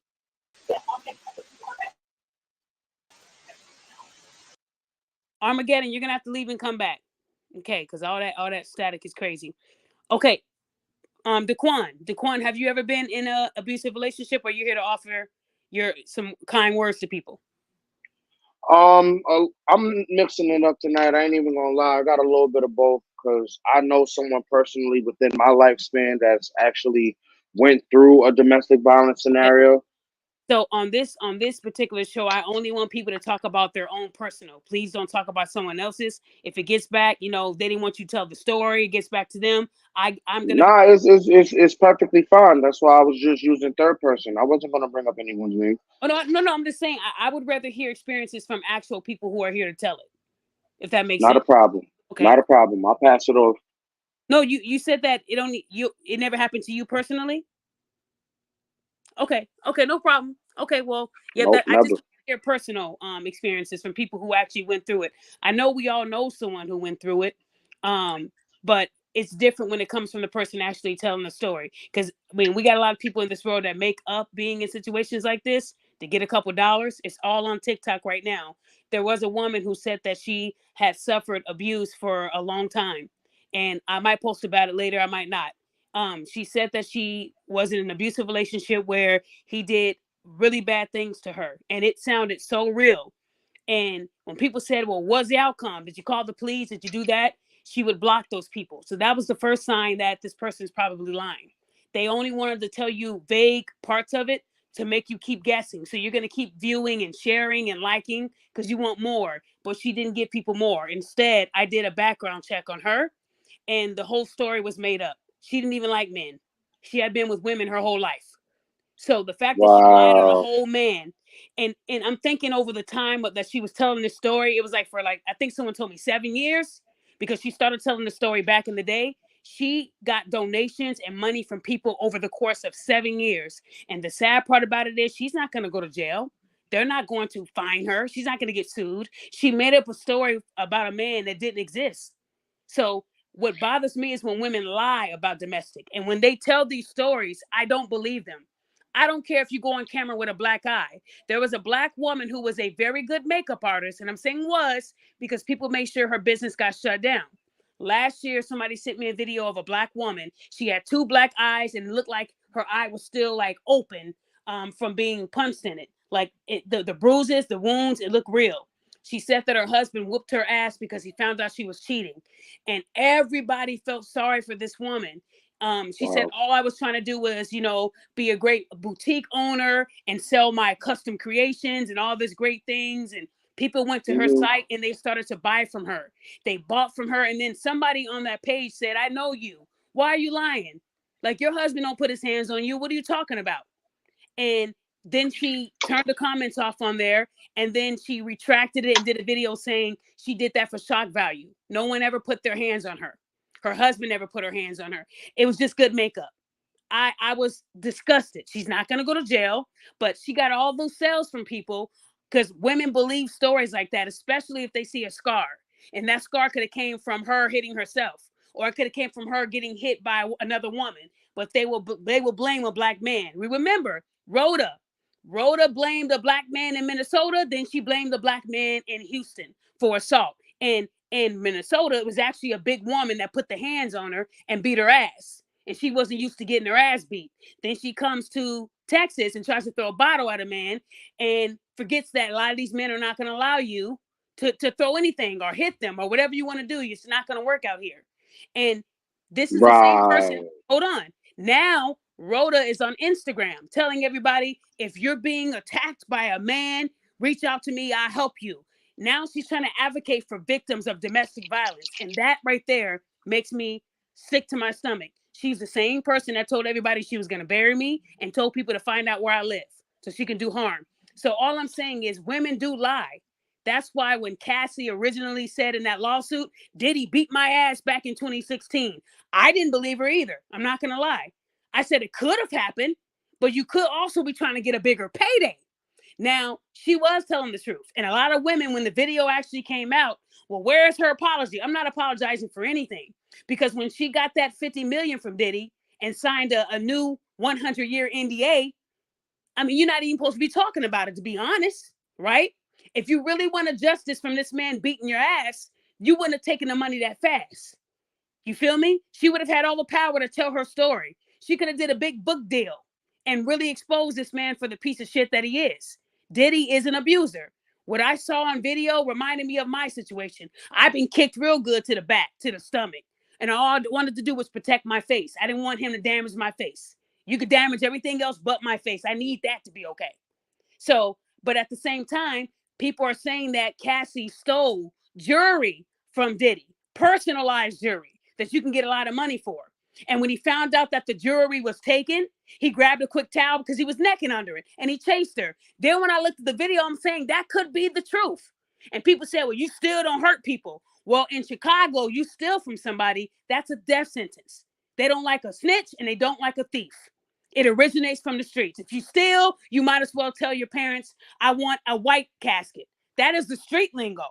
So if she really did steal from this man, he did come out of there with a towel, as if he was not prepared to come out. It doesn't give him a right to put his hands on her. But if she stole from him, then the story is kind of different. You weren't just an innocent victim, you were a thief.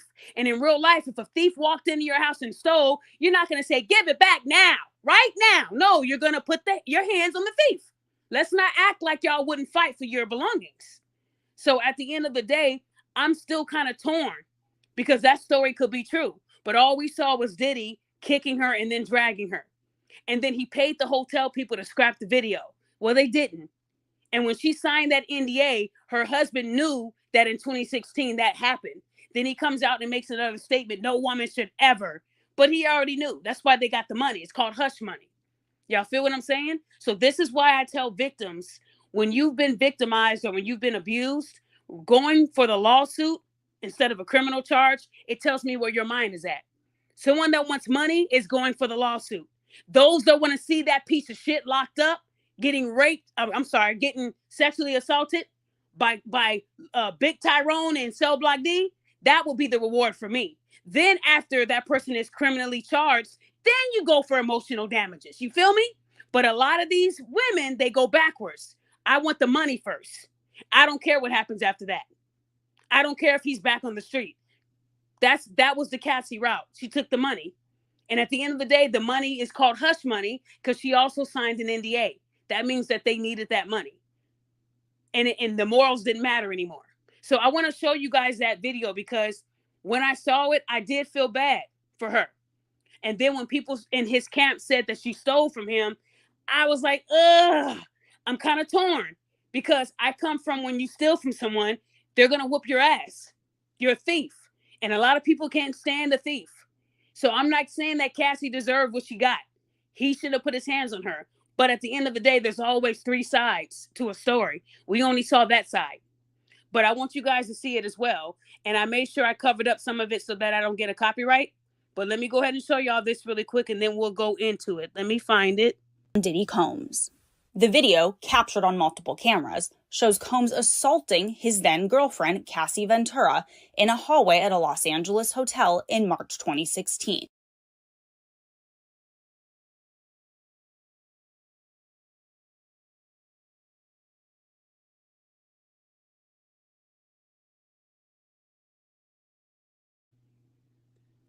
So I did blur it out and I covered it, but she was going to the elevator and she had some stuff on her. And the stuff she had on her is allegedly the jewelry that she stole from P. Diddy. The reason why I believe that story is because when Diddy hit her, he went and picked up that stuff like it was his from the beginning. He picked up specific stuff. Then after he did that, he kicked her again. Now, again, at the end of the day, when you take from someone, you can't sit there and get mad at how they respond. But I'm not going to sit here and say that Diddy probably didn't ever put his hands on her before that. But in that particular moment, it was said that she stole from him. And you can't steal from people, especially people like Diddy. Diddy is not an innocent person. He has a history of doing this. A history, but he never went to prison for it, as you can see. Just to the panel, after you guys saw that video, I'm sure you guys saw the unedited version. What do you guys feel about what Diddy did to Cassie? Do you guys think that if the story is true that she actually stole his personal items and forced him to have to run out with a towel on, that it gave him the right? Or should he have let her steal the items, get away, and then reported it as stolen? What do y'all think? We can go with Nakia. What do you think about that? Okay, Nakia might be busy. Daquan. Oh man, you really want my opinion on that damn video that CNN leaked? I asked you, yeah. I ain't gonna lie, it's appalling, and it really just put a stamp on everything that I've done as far as my research on finding out who Sean P. Diddy Combs actually is as a man in his whole entirety. This man's a lunatic. This man's a psychopath. This man is a narcissist. This man likes to be people that he considers to be beneath him. Whatever godly syndrome or whatever diagnosis he wanted to give himself, incorrect and inaccurate. Bro, you need more than just therapy. He needs to be put somewhere where he can be monitored, where he can actually have efficient treatment done for him. It's not like he can't pay for it. You don't need health insurance. You one of the richest men walking the face of this earth.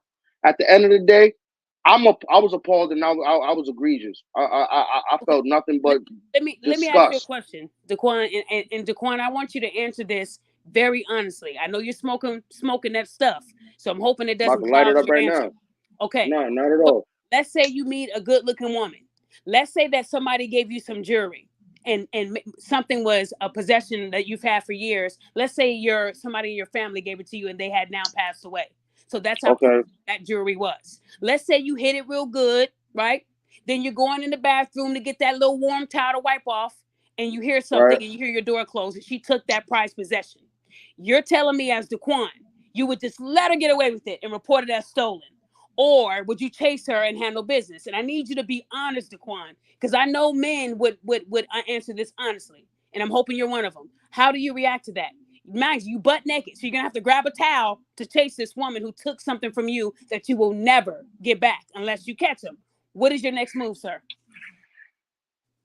I mean, I'm gonna try and appropriate the scenario best as possible, but I wouldn't want to put my hands on somebody, at least in the manner that he did. Tell me what you would do. I just want to know what you would do. Don't tell me, well, I wouldn't do. What would Daquan do? The woman just took off with something that you got from someone who passed away. What are you doing?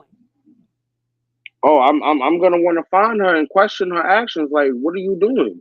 Okay, like to the extent, Daphne, I can't say what I want to say. I understand we're on YouTube; they have guidelines. I'm not gonna want to promote violence at the end of the day. But PG version. I can't give you a PG version. Yeah. Okay. At the end of the day, she's gonna be held accountable. So what I'm asking you, Daquan, is would you chase this woman? Yes or no? Yes, I would. If I Okay, know it's so within the let's say vicinity you of that chased her. time frame of it happening.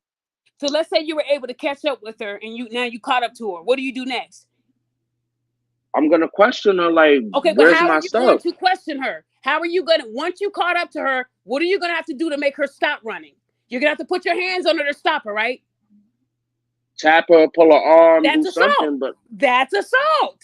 You see what I'm saying? See, people keep thinking that domestic violence is just kicking and punching. If you're chasing someone to get something that they stole from you, which means you have every right to chase them. When you grab them on the shoulder or grab them on the pinky, all of that is assault. A kick and a flick is assault. Doesn't matter the level. So what I'm trying to teach you is in that moment, if you steal someone's jewelry, they have every right to reclaim that back. He just did it the wrong way. But that's what we were able to see on camera. That's all we were able to see is the aftermath. We saw Diddy pick up a bunch of items like it was jewelry. So that corroborates what people were saying. It didn't give him a right to kick her and all that. But she is a thief as well. She stole from him. And thieves I thought he threw a vase at her in the video too. It was something that he had flung like an object and almost hit her in the head. No, when Diddy came out running, he was holding a towel. He was able to hit her to where she fell. While she was on the ground, he started picking up the shit that was Diddy's. Then he kicked her real good. Then he said, you know what? F this. I'm going to drag you. Then he dragged her. That's what I saw in the video from CNN. So if there's more to it, I didn't see him throw a vase because he came out in the towel. So there's no way he could have did all that. No, sir. So what I want you to know is that people were saying there's always three sides. She stole precious items from Diddy. That's why he chased her. If it was a regular chain that he can replace, he ain't gonna chase her. At that time, he was still worth millions of dollars. But you will chase someone if they took something sentimental that you can't get back. And I'm sure Cassie was probably gonna sell it for a crackhead price just to get away. That's not what you do. If you're gonna get away from a domestic violence situation, don't take nothing that you know that's gonna get them to chase you. That's what she did. Like that would be like me, getting hit. And then I grabbed something that somebody gave him and I knew it was sentimental and I knew it would make him mad. See what I'm saying? So Diddy is not a good guy. We all know that. They're questioning the death of Kim Porter. I'm just going off of the video we saw. There's always three sides. And when he was picking up that stuff off the ground, that had to be his shit. Again, his side of his circle is saying she stole precious items from him. And Diddy was angry and drunk. So what I'm saying is Daphne, I don't mean to cut you off and I'm not trying to defend him, but at the end of the day, he was paying for everything in regards to her entirety, like her housing, her makeup artist. We know. Her But see, going that's on the thing tour. we know. She didn't just go through being abused. Diddy made her. Because the way he put those other women through boot camp that could sing, she couldn't sing a lick. It's time to address the truth. Cassie can't sing for shit. She's a beautiful She can only woman, dance but and she can act her ass off. She can't act for shit. Now you tripping right now, bruh. She can't Come act on, for shit. so y'all really gonna crush on her like that when she tries to do her thing I'm and being step honest. I say many people can't act. That's my opinion. She can't sing or act. What movie did she do that was so groundbreaking? I'm just curious. I just liked her role in Step Up too. When she was one Step of the Up 2, she was one of the their girlfriend of the dude that knew how to dance. Bro, that's not good acting. What do you? Okay, I understand. I'm picky with mine, but I love you, Miss Ventura. It's okay. Okay, again, I'm gonna say this again. Cassie cannot sing for shit. I've seen Diddy put other black women that were dark skinned through boot camp, lose weight, and these women actually had vocals. He dissed those women, but he kept Cassie on the payroll. And then she came out with, "You've been waiting too long, I wanna." That's not singing, but because she was beautiful, that is why she was able to sell a couple records. But again, she was with Diddy for over a decade. And then the guy that was her personal trainer is now her husband, Alex Fine. So at the end of the day, that would mean she was fucking Alex Fine when she was still with Diddy. So we're not going to sit here and say that in that situation, it was all Diddy. It's time to also put accountability on Cassie too. Cassie was around this man for a very long time. And while she was with him, he was still with other women too. Let's not forget. Diddy has a track record. I mean, Diddy even had sex with Lori Harvey. Let's not forget. Let's not forget. So at the end of the day, a lot of these people knew that Diddy was a monster, and a lot of people still slept with him. Like I said, these women will call Trey Songz an abuser. Lori Harvey slept with him. This guy's abuser. Lori Harvey slept with, but they'll never hold Lori Harvey accountable for messing with these men, right? Because it's always about the man. But in this scenario, yes, Puff Daddy was wrong. We only saw that part of the video. But again, if she did in fact steal from him, that was a reaction to her being a thief. And all the years I've known someone to steal from someone that's up there, they never got a give it back now type of response. Right now. And I know any man and woman in this world, if somebody walked into your house and took your prized possessions, you would not say, I am calling 5L right this second. No, you are going to put the pause on whoever it is that took something from you. But people can sit here and say, no, because that's a crime. And no, it's not. If a thief came into your house and took something from you, it is not a crime to defend your household and defend what's yours. It's in the amendment. That's what I'm saying. Hand it back to you. Am I right? D, what do you think, D? What I think as far as Cassie goes, or what I just showed you, the clip of what happened between Cassie and Diddy. What do you think? You know, very, very disgusting. You can tell just by her reaction how she played possum once he threw her down initially that this was not the first time. I've had some personal experiences where I've seen him lose his temper personally. I don't really want to talk about that. That was in my acting days, and now I ain't involved like that.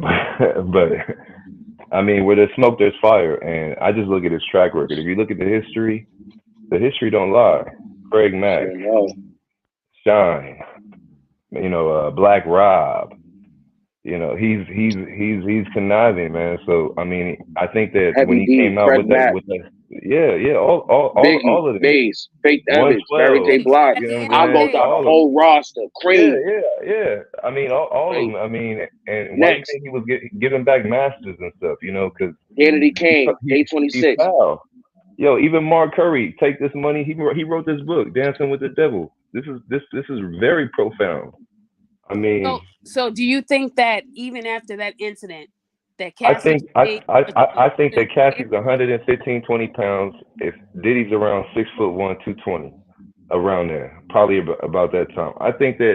I don't think he could have snagged her up in a different way. You know what I'm saying? He snagged her up like she about to score the winning touchdown.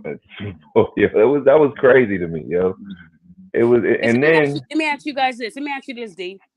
Why do you think if she went through this traumatic experience with this monster, why do you think Cassie signed a 100-year NDA and took, I'm going to say between 30 and 50 million, because I heard both of those numbers. But why do you think she took hush money instead of telling her story and letting people know how big of a monster this man is? I mean, she had receipts.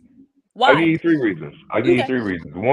One, because when she got with him, she probably was what, 16, 17. So when she was 19. She was 19. Okay. So you're accustomed to a certain lifestyle, you know, like Monaco, all over, jets, yachts. So when you're accustomed to that, and I'm pretty sure the personal trainer ain't got it like that. So no, Alex Fine is a soccer player. He has some money. He's making at least a couple mil. He got Diddy money? Because Diddy money is different. What I'm saying is he's a soccer player, so he does make money. He is an athlete. Okay, so I mean, yeah, he probably got a little bit. He probably got a little bit of coin, but I think that I don't think he's dangerous. I mean, look, it's a trail of dead people, man. That's why people didn't really want to say anything until everything started blowing up. Hold on, if it's a trail of dead people, why did she wait to after getting pregnant by her trainer, then marrying him, then having 2 kids, and then going for the money later on down the road? Why not do it as soon as you leave the relationship? I think she just waited until that statute in New York, that thing came up. I mean, a lot of people right then. I mean, I do think it was a money grab, but I mean, I think they used each other. You know, she wanted to get on, and I don't know. I didn't hear that part about her stealing the jewelry. I mean, unless it's something like some super heirloom from like 7 generations, I'm not, man. I get you. You can't really go too far. I'm Puff Daddy. Okay, so You let know me what I'm ask you a saying? question, Like D. D, let me ask you a that. question. Let's say that you had a really good friend, and Mhm. and you lost somebody in your life, and he gave you something that can't be replaced, and you get with a woman, and she steals that from you. We got. Okay. I mean, we have issues, man. But you know, I'm not. One thing that What? I'm not trying to do is I love my freedom. Okay, so let me ask you, So because you're a big guy, because I know they'd be scared of you. My What if one of your my yeah, boy. homeboys? What if one of your I'm not. homeboys took a piece of jewelry from you that was sentimental value and stole it Oh, from you? How do you hold on, D? How do you handle your okay. boyfriends? I'm your boyfriend, your homeboy. Same way? Oh, no, I don't know. We gotta line it up, boy. What do you What does mean? line it Like, up mean? yeah, Y'all gonna pray line together? it. Nah, we lining it up, man. I'm What does knuckling line it you up up, mean, boy. sir? Knuckle He up. wants his Okay, 30 You a okay, so man. let me seconds. ask you It's this. knuck till you So buck. wait, but you just said you love your freedom. So you'll put your hands on your homeboy that stole from you, but the But girls, you check can it get out. away with it, and because I don't want to go to No, jail. no. You'll go to Yeah, jail I either do. way, wouldn't you? I do. But that's why I'm not gonna tip him up like that. I might hit him with the body and then choke him out. But I'm not gonna stomp him or do anything like that. You know, I'm not gonna break his mouth on the concrete or anything. But he's definitely gonna feel it for Okay. sure, Okay, hold on. for sure. But I did bring you back know, because Armageddon Beat. when you steal, you lie, and when you lie, you cheat. And those 3 right there, moral turpitude. Like, you know, I had a dude steal my phone. One of my homies, 5 years, and he helped me find it. I'm calling it, and I see lights vibrating in his pocket. And I'm like, where you come over to my crib, you blowing with me, we watching a basketball game, you swipe my phone like I'm not gonna. It's just you and me here, and now you helping me find it. Oh yeah, I told him. I said, bro, you got like 10 seconds, my G, and then I'm gonna forget that I know you. You know what I'm saying? So But I, do you see where I'm getting at with this? You're no, telling no, if yeah, your I do boy see. took it, because I'm gonna be honest, if I had one of my homegirls in my vicinity and she took something from me that was sentimental, she's not leaving that in my place until I have it. And if I have to put Oh hands, yeah, that's what's gonna happen because I don't like a thief. All I'm saying no, hell is, no. if you ask any street dude in the world, what happens if someone steals from you? Do you A, pray for them? B, say I'm calling the cops? Or 3, If fisticuffs? it's a woman, I know It doesn't plenty. I see. know The plenty of thing is, chicks a that'll thief go is out, a that'll go thief. get her. A thief is a thief. They committed a crime, so you're trying to get it Yeah. back. Like I said, if a thief broke into your house at night to steal from Uh huh. you, you're not gonna say leave this premises now, or I'm calling the cops. D, you're a Nah. big dude. You're gonna fisticuffs. You're not gonna. You're gonna No, defend yourself. I'm not even into that. I'm shooting. Because I can't see you I'm running out not. the front door screaming, "Somebody help me!" and the guy's still in your Nah. house. I'm Yo, like, you come in my crib, man. I'm shooting, boy. okay, He hold on, got the right guys. to bear arms. I want to keep this going because I can't be on here too long today. Phil, But are you there? Yeah, I'm here. Can you hear me by any Yeah, we chance? can hear you. Phil, did you have a couple words you want to say? Can you guys please keep it short now because we're already about to be at 2 hours. So, Phil, what's up? I was gonna address the video. Go ahead. Your thoughts about it. I would say it was bad, but it wasn't the worst thing that people have seen. In regard to a form of domestic violence, definitely. Diddy was wrong in regards to the way how he reacted or responded in that situation. He should have done something differently. But that's all I gotta say in regards to that. In regards to domestic violence, I've been part of domestic violence before, where it was a 5-year relationship where actually the other lady and I got a divorce. To where, and I was in the military too, where anytime an incident occurred, I was already looked at as the bad guy in regards to being 6'3", 250, the other person being 5'2", 115 or whatever. So I was automatically looked as a bad guy. To where I hate in regards to how the military handled stuff, to where every arrest I have a record now, even though I wasn't punished for those things. And the crazy part is the other party was the initiator every time, and the level of force I used to get the person to stop was very minimal. So I would say, from my experience and also seeing others, that domestic violence in relationships are usually bilateral, which means that both parties are hitting each other or whatever. And where also I think the initiators are the women. We've been told as men, hey, never hit a woman. Mothers raised us saying don't ever hit a woman also. But on the flip side, you hear women nowadays say, hey, it's okay to hit a dude, or they celebrate men getting abused physically or whatever.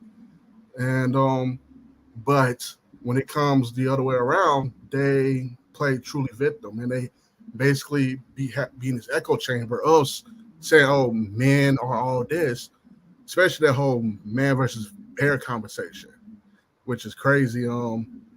But I do also understand there are some individuals that would do jacked up things to where someone will feel they are more safer in the forest with a bear versus a man.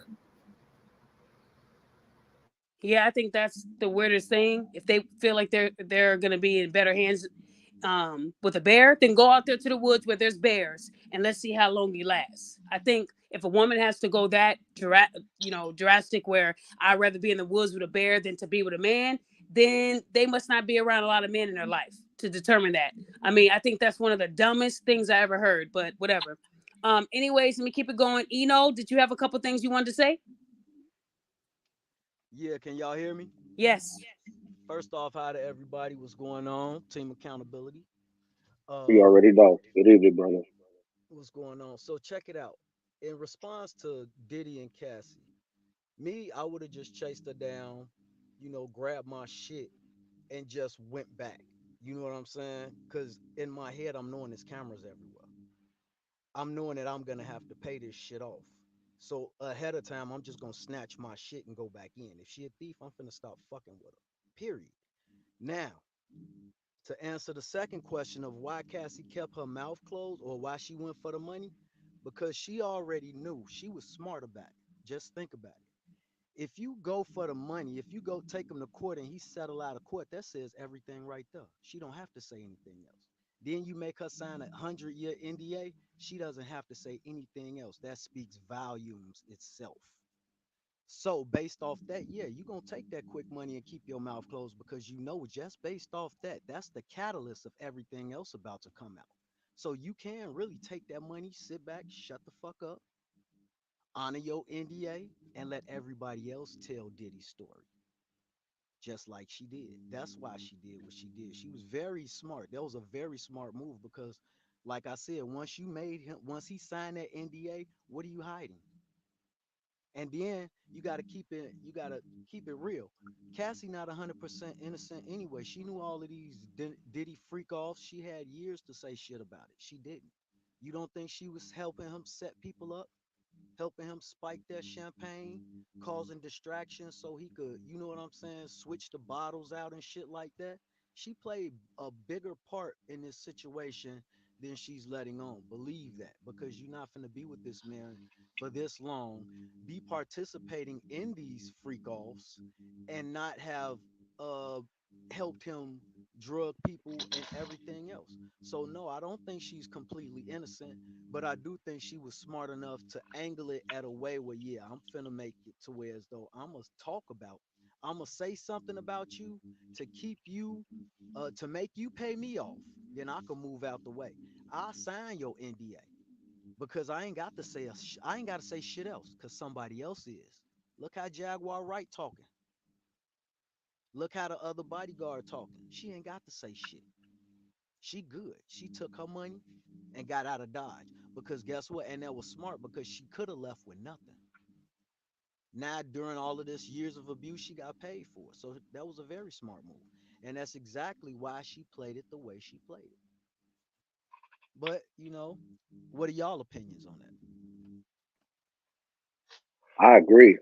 I ain't even gonna lie. That was definitely calculated on her part, whether it be timely or if it just happened by coincidence. It is what it is. Anybody that was served that hand would have dealt the same equivalency, in my opinion. Okay, so another thing that somebody's playing this in the background, I can hear echo. So please make sure you're muted. Another thing that I wanted to talk about really quick here is we all remember Kiki Palmer, right? She came out and said that the father of her child whooped her ass. And she released a bunch of pictures from video cameras that she set up And it looked like he was fighting her. But in fact, he was fighting her off of him. But everybody ran with those pictures and called this man an abuser and told Kiki, take the kid, leave the man alone. He's dangerous, all these bad things. And then he releases photos of her, the aftermath of her putting her hands on him. Text messages where Kiki is saying, I'm sorry, I was intoxicated, my bad. And then a voice message from her saying that, you know, when you say things I don't like, I'm basically going to whoop your ass. And this wasn't her first relationship where she was the aggressor. It was her second. So then people were like, well, still, she's a mother and didn't deserve it. I want to make sure people are aware that, you know, domestic violence doesn't have to just be physical. Phil put in the comments many different forms, whether it's psychological, whether it's sexual, socioeconomic. There's many different forms of it. Verbal abuse is probably one of the main ones. Men get yelled at all the time. You ain't shit, nigga. You need to get a job and get it.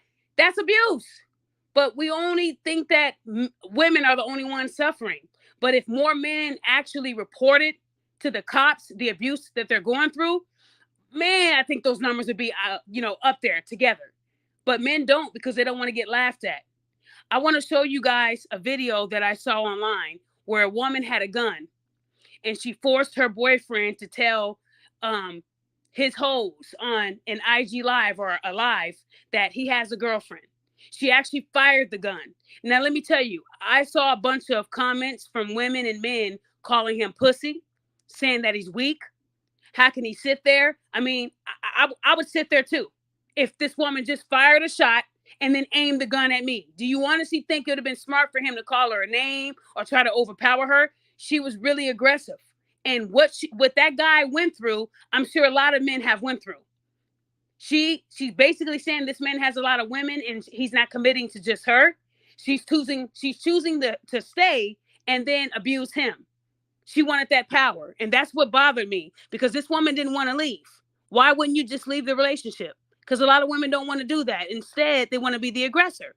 Dang, and it looked like that video didn't even load. I can't even find it. Let me see. Is it this one? In the fucking reel. I do not play that shit. You see that hole in the motherfucking ceiling right there? That's the first shot. The second one I won't fucking miss. I promise you. Try me. I won't miss. I promise you. I promise you. I promise you. I won't miss. I will not fucking miss. I won't miss at all. I will not miss. I don't give a fuck, nigga. You think I give a fuck? I don't care. Get the fuck off of me. I don't care.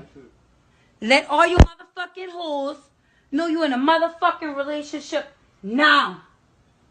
Now. Let them know.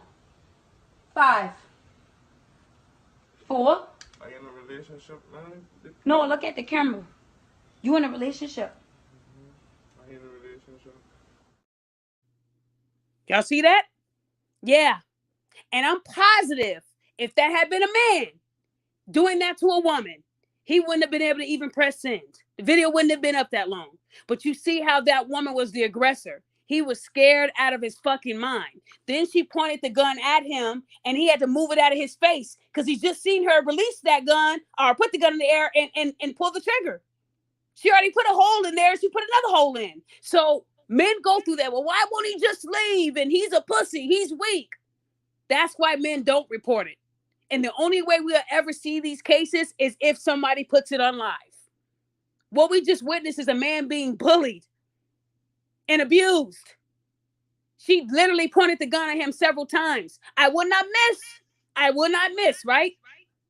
Y'all all saw it. She also burned him with the damn gun because once you release a round, that barrel hot as hell. But at the end of the day, I want you guys to see that because they think that only women go through it. That was a scary situation because, man, that gun was literally on his face and she could have pulled the trigger, y'all. And tell your hoes you're in a relationship. I'm in a relationship. He was terrified. And that's a big guy. Do you honestly think he can't take her without that gun? Now, when she put that gun down, would he be wrong? for knocking her in between the dresser. No, he wouldn't be wrong. Oh yeah, don't put that gun down. Don't put it down. I don't even know the outcome. Someone sent that video to me, so I'm hoping that whoever the man is, I'm hoping that this video got to the right, police department and she got arrested, because that's a dangerous woman. And men go through that every day, but y'all don't want to talk about that because that doesn't fit your narrative. We have to talk about the men who go through it too. We just heard 2 men right now tell us personal things that happened to them, and they haven't even gotten through it yet. Something else. Y'all remember this? Remember when little Bow Wow got into it with his girlfriend? She roughed his face up and roughed him up. She didn't have not even a blemish on her face, but look at Bow Wow's. They clowned him. How you get beat up by a woman, fam? How you let that woman beat your ass, fam? You Bow Wow. You don't know how to fight? Yeah. Bow Wow allowed this woman to do this to his face, but it wasn't just his face. She hurt him all over his body too. And everybody laughed at Bow Wow. I remember the jokes because of what his face looked like. Well, she, like somebody said earlier, she must have made him mad. He must have done something for her to get upset. Women don't upset very easily. All lies. All lies. Look at Bow Wow's body. She tore him up. Men shouldn't have to go through this, but they do. And they get laughed at. When it's a woman doing the abuse, he had to have said something. He had to have cheated. He had to have did something to make this woman mad. It should never be that way. It should never be that way. When I see the proof, I believe it. I do. Bow Wow was abused too. But nobody wants to talk about things like that because it doesn't fit. And like I told y'all with Keke Palmer, she had all these women thinking that she was an innocent victim until she finally came out and told women, hey, I did put hands on him. But she's trying to take their kid away from him. Like he's a bad guy. He's wanting to leave and she won't let him. When a man says, let me leave, you gotta let him leave. And this is what she said. I don't know if anybody heard this, but here it goes. Like, I'm not gonna sit, yeah, you said nasty things to me. I didn't need to say them back. That's my bad. Armand Wiggins. It's my bad to say nasty things to you. Even if you did say nasty things to me. It's my Armand bad Wiggins. to put my hands on you. Even though you did whatever that you did that made me feel that way. Like, I'm gonna take responsibility. And even after she put her hands on him, she was able to host the awards. So I want you guys to know that this woman admitted to putting her hands on him. Admitted. You remember everybody thought Keke Palmer was the innocent victim, and she wasn't. She wasn't. And everybody went off of the pictures. I didn't. These are the pictures that all the blogs posted. It showed her on a couch. It showed him over the couch. Oh, wow, he whooped her butt. He was trying to leave, and she wouldn't let him. She put these cameras in all these spaces on purpose. This was before she got pregnant, you guys. And then Keke still went and got pregnant because Keke was the aggressor. And she knew setting up these cameras and planning this ahead of time, she can use this footage against him when he tries to fight for his kid. It almost worked until he showed this evidence here. See, he texts Keke's mom, who admitted, yeah, she's drunk. When she gets drunk, she doesn't mean to do it. I don't care. Stop drinking then. But we sat up here and thought that he was the aggressor. And it was Keke the whole time. And admitted to being the aggressor in her past relationship. But nobody wants to talk about these kind of cases. And these are high profile. What I've learned about women is when they hear about someone being hurt, they don't want to see the receipts. They don't care. It's believe the woman. He did that. Another thing I noticed since the Diddy and Cassie, everybody knows who Joe Budden is, right? We know Joe Budden is bisexual. We know that he used to date Tahiri. Tahiri came out and used the Diddy and Cassie situation to tell everybody that Joe Budden whooped the shit out of her, dragged her down the stairs. She remembered all these things about what he did to her. And Joe Budden came out and said, you're trying to get a check. Here you are. Now, mind you, I'm not saying Joe Budden is innocent, but he hasn't went to prison for any of the things that she's saying.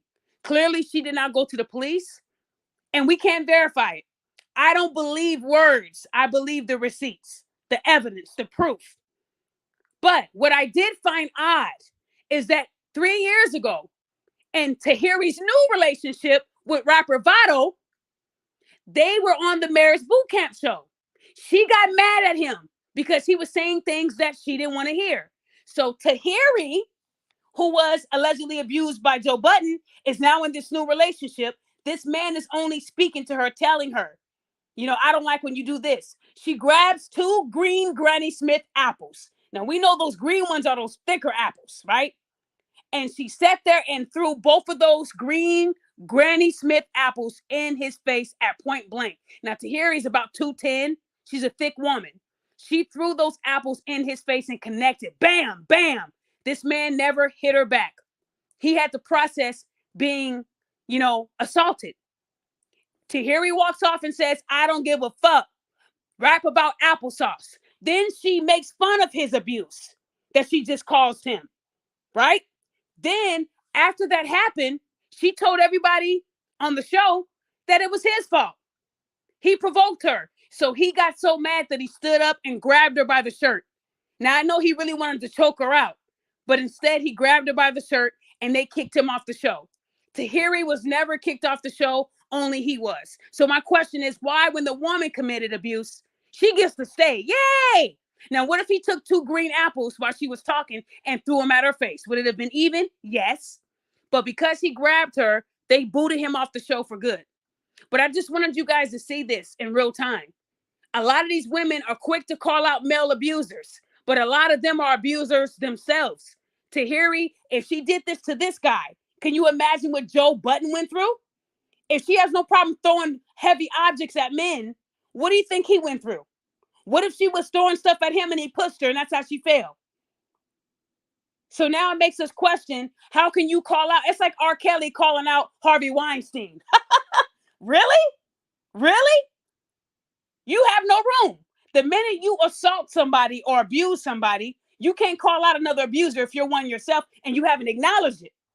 She hasn't acknowledged that she's bad. Instead, people are feeling bad for her. Now they want to go to her page and follow. This is a tactic women use. But let me show you guys. I did mute some of it because I don't want to get a copyright.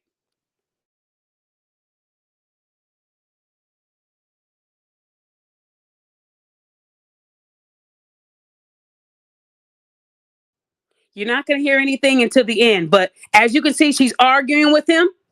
She has the app. Bam, bam.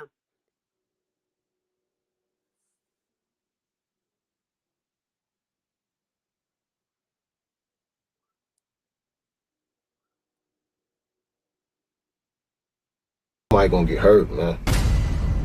Make some applesauce. Rap about apples. So I did mute a lot of it, but you guys saw how she told him applesauce. Rap about apples. Let me tell you, I don't know a lot of men that can sit there and let a woman throw 2 green apples at their face at full speed like that and not retaliate. Instead, he held it in and he waited for her to explain why she did that. And she was trying to make him to be the villain. And that's what made him jump up and grab her. He grabbed her on the shirt, but they wanted to make it seem like he choked her when he didn't. But that man did not deserve to be assaulted. Y'all saw he was sitting down. He never overpowered her. He was just saying things she didn't want to hear. But what we witnessed is what a lot of men witness. When men say things women don't want to hear, they want to get their attention by causing harm. Then if these men retaliate, now they're victims. They're victims. So for her to sit there and call Joe Budden an abuser when she's one herself, that's what bothers me. Acknowledge that you are one too. Because ain't no way you just got into this new relationship and all of a sudden you have a habit of throwing things. She said she's a thrower. So what if she was throwing heavy objects at Joe Budden and he was defending himself? A lot of men are not going to let you attack them and they're not going to respond. Some of these women have power to them. Let's be honest. A lot of these women are not weak. So they might throw something at you at full speed and hit you in the face and the eye. Now you got a black eye. Yeah. A lot of men are not going to take that. They're not. I wouldn't want them to. So at the end of the day, guys, when are we going to acknowledge that domestic violence happens in both? And I think the saddest part about it is when it's happening to men, people make jokes because the men look like D did, muscular, or they might look like Keith, in good shape. So you don't picture these men being attacked. But we heard D say that she jumped up and jumped on him and did a high kick. These women find ways to break these men down. And they know that these men can't give them the same energy because they'll probably be in a hospital. And now the man's going to be looked at as the aggressor, right? So all I'm saying is that if there's anybody out there going through it, understand that it happens to both. It really does. And Can I say something, Daphne? yes. I feel as though she picked it's about the caliber of man that she's messing with. She only gonna do that shit to somebody she knows she could get away with that shit. Let's say she was with Gucci Mane. It ain't no way she finna throw no green apples in Gucci's face and then say some rap about some applesauce. It's about her knowing, that this man don't want to put his hands on her. So yeah, she's gonna go all out. Then she knows it's the TV camera around that further escalates the situation. Is more men around that's not gonna allow him to do anything to her. So that's pretty much filling her head up with even more things that's making her want to hit him with these apples even more. And then you want to shift the blame to him. No, it's not about life is not about people's actions. It's about how you react to those actions. This man was telling you about something that he didn't like. Your reaction to that was to hit him with those apples. Why did you hit him with those apples? One, because you can't control your temper, and two, because you know this man is not gonna hit you. Other than that, if you knew you was with a certified woman beater, you're not finna do that shit. You only doing it because this probably a good man knows you don't he has a high threshold for bullshit, and he's not no woman beater. Because I've been in those situations before. I've been in a situation to where as though I got with a woman who has been abused in her other relationships, but here I come, knight in shining armor, but you getting me locked up because you're attacking me, and then you run in the bathroom and sneak call the police because you used to your last man beating your ass, and I'm not doing that. And I refuse to do that because I'm raising a daughter. You have two daughters, so I'm not gonna ever set that example to make my daughter think that I think it's okay for me to put my hands on a woman. 2 times sent me to the county, twice, so she could go fuck around with other niggas. You know what I'm saying? This was the woman that I was with before I met my wife. So in some situations, women will test you and do certain things. And then the second you try to defend yourself or something, here they go running in the bathroom, sneak calling the police. So they know you getting locked up for at least 2 weeks. So that's they 2 weeks to go fuck off and all everything. Like the night I came home from the county, I got back with the girl. I'm bringing my daughter back to her house. I'm coming up the stairs. A nigga blow past me going up the stairs to her apartment door, beat me up the stairs. She opened the door. She opened the door at the same time. She got me standing there with my daughter and this nigga standing there. And she looks at me like, well, like, you got some weed? Like, nah, I ain't got no weed. And I don't know this nigga. I ain't finna sell shit to him. So what the fuck is he really doing here? So you have those type of women too. So, like, women ain't completely innocent. And this is some of the shit that they do in order to that's abusive. You know what I'm saying? Mm-hmm. You pick a whole fight with me, get me locked up for 2 weeks so you could go fuck another nigga. Got me locked up in front of my daughter for defending myself because you're attacking me.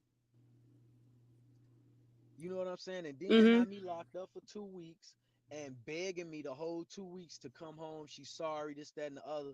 Why you over there fucking a whole nother nigga while I'm locked up? But this be the shit that happens that a lot of people don't talk about. So, it's a blessing that I met my wife.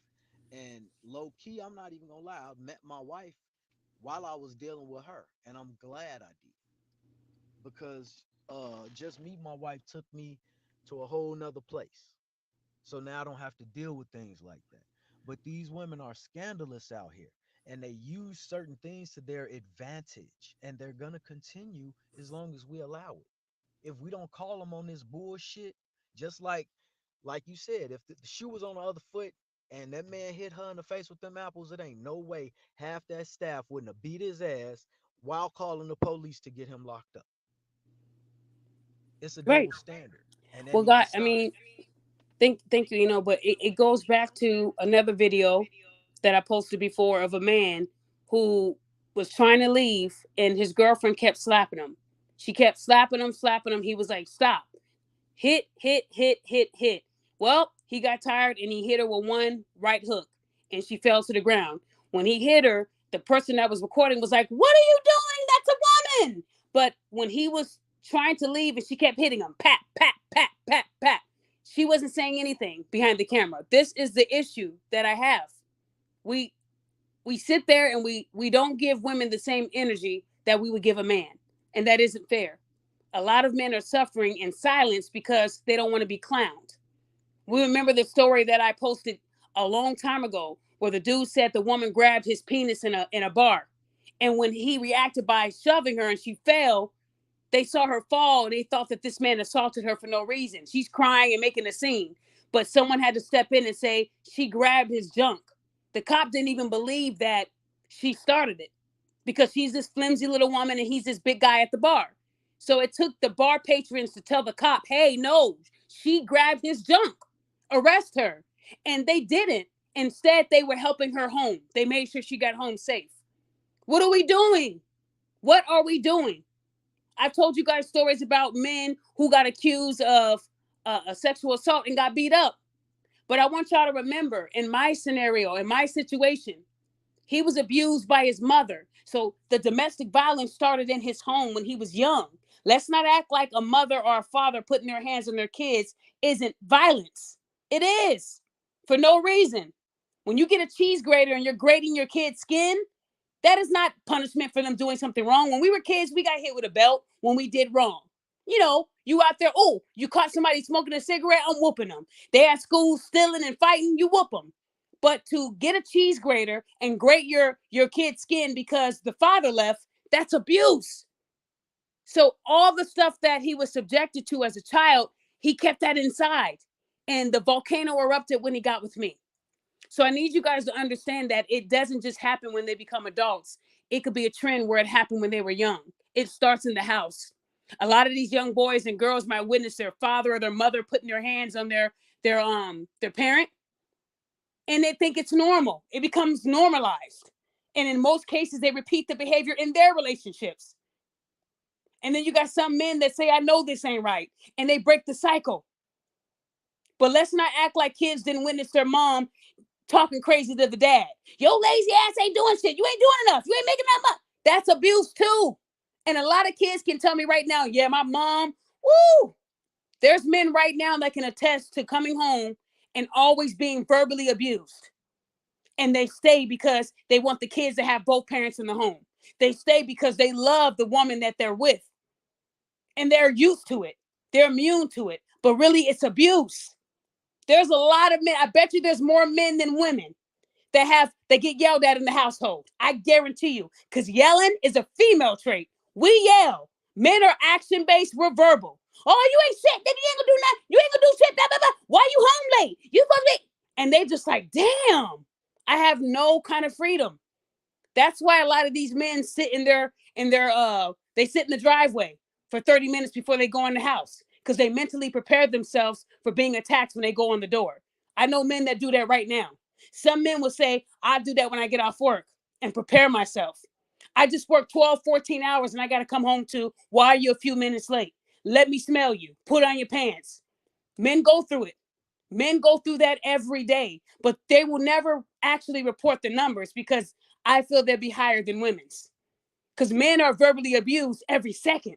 It might not be physical, but when you're breaking a man down with verbal abuse, mentally, that's draining for him.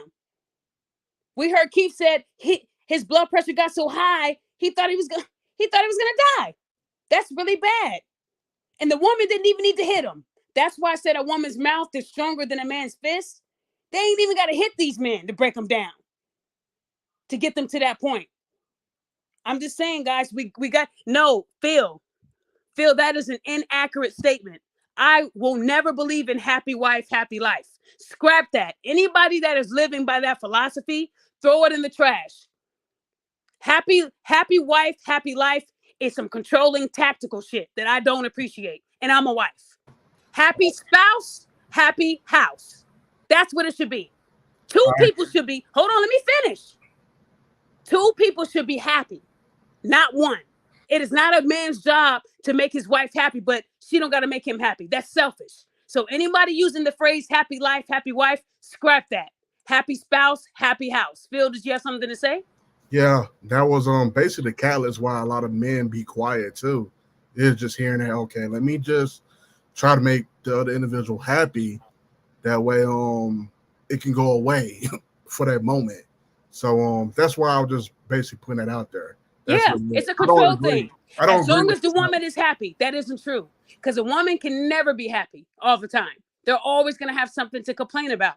Why is it okay for us to make it seem like the wife has to be happy for the life to be on point? No, I think that, and Phil, I'm glad you brought that up, because that's the philosophy a lot of men that are being abused live by. As long as she's happy, she won't nag me. As long as she's happy, she won't be controlling me. She won't be yelling at me. I just got to make her happy. What about your happiness? It doesn't matter. I'm happy when I'm away from the house. Wow. So what I'm saying is a happy spouse creates a happy house. Both people have to be happy. If one is unhappy and the other one's happy, it will not work. I promise you, it will not work, because he's going to get that happiness from Big Booty Brenda at work. Y'all feel what I'm saying? All I'm saying, guys, is that shouldn't be something you're going off of. Something else I wanted to show you guys is a couple of things that I saw online. 1 in 3 women, 1 in 4 men report experiencing physical violence in their lifetime. So the men are not far off from the women, as you can see. 1 in 3 women, 1 in 4 men. The men are not far off. Mind you, women outnumber the men. So looking at these numbers are pretty sad that it's that close. But I need you guys to see this with your own 2 eyes. It happens on both spectrums, guys. We have to talk about it. If we don't talk about it, how are we supposed to grow? How are we supposed to get better? The invisible victim.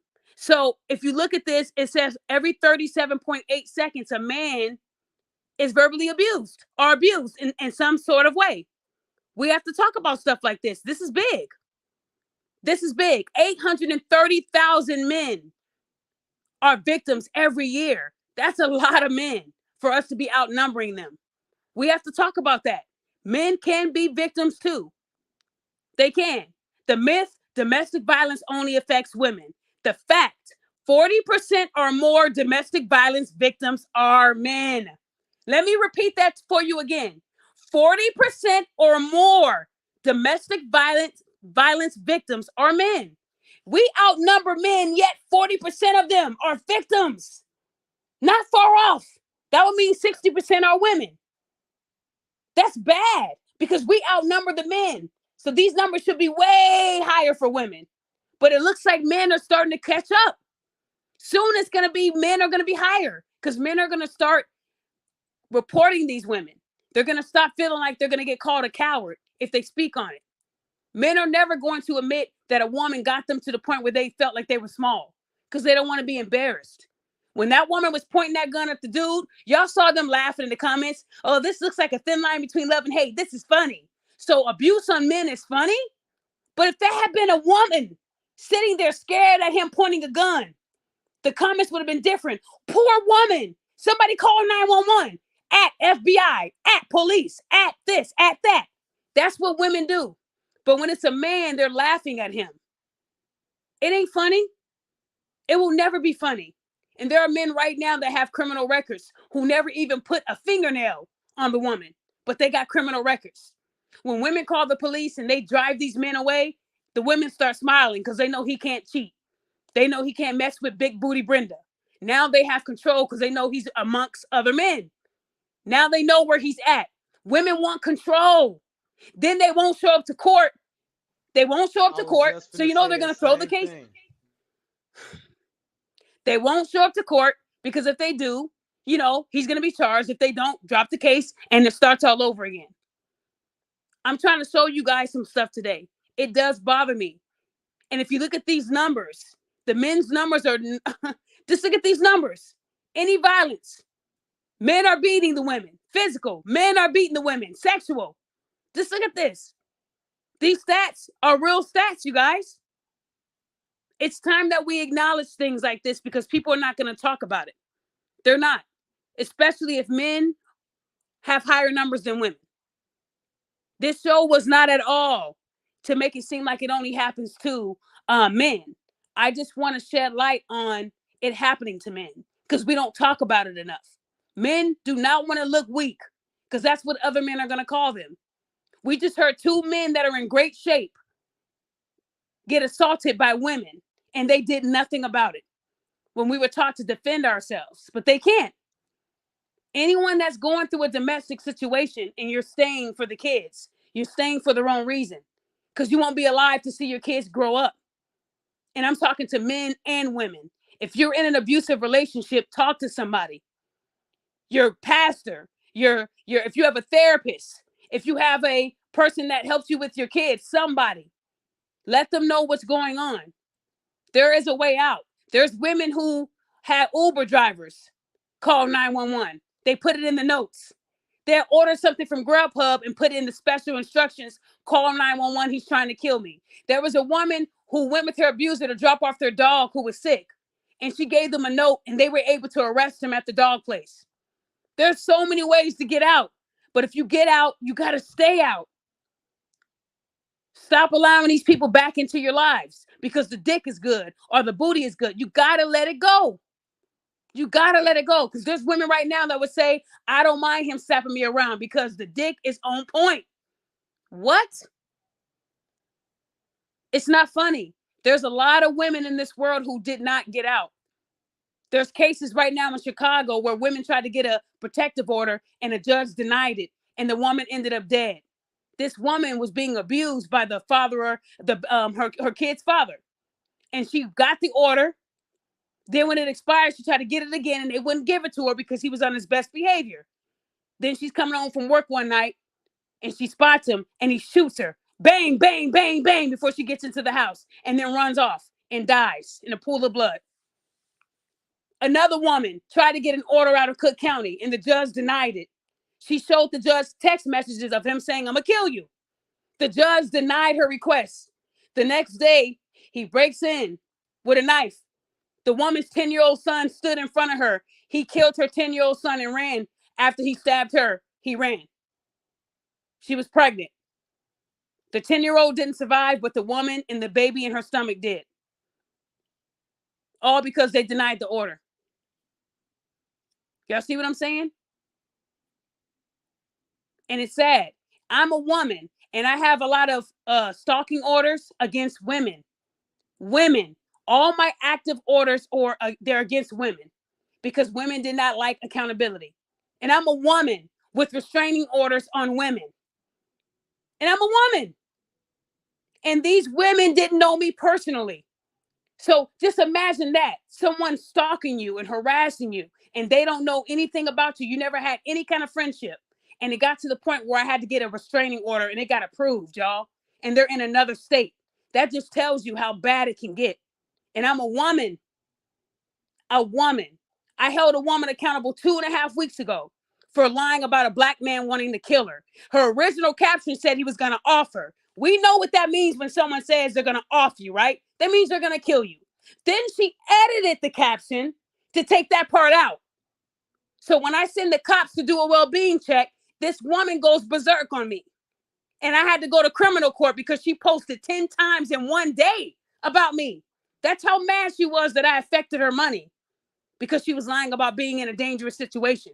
So somebody told her, as a woman who went through DV, this isn't funny at all.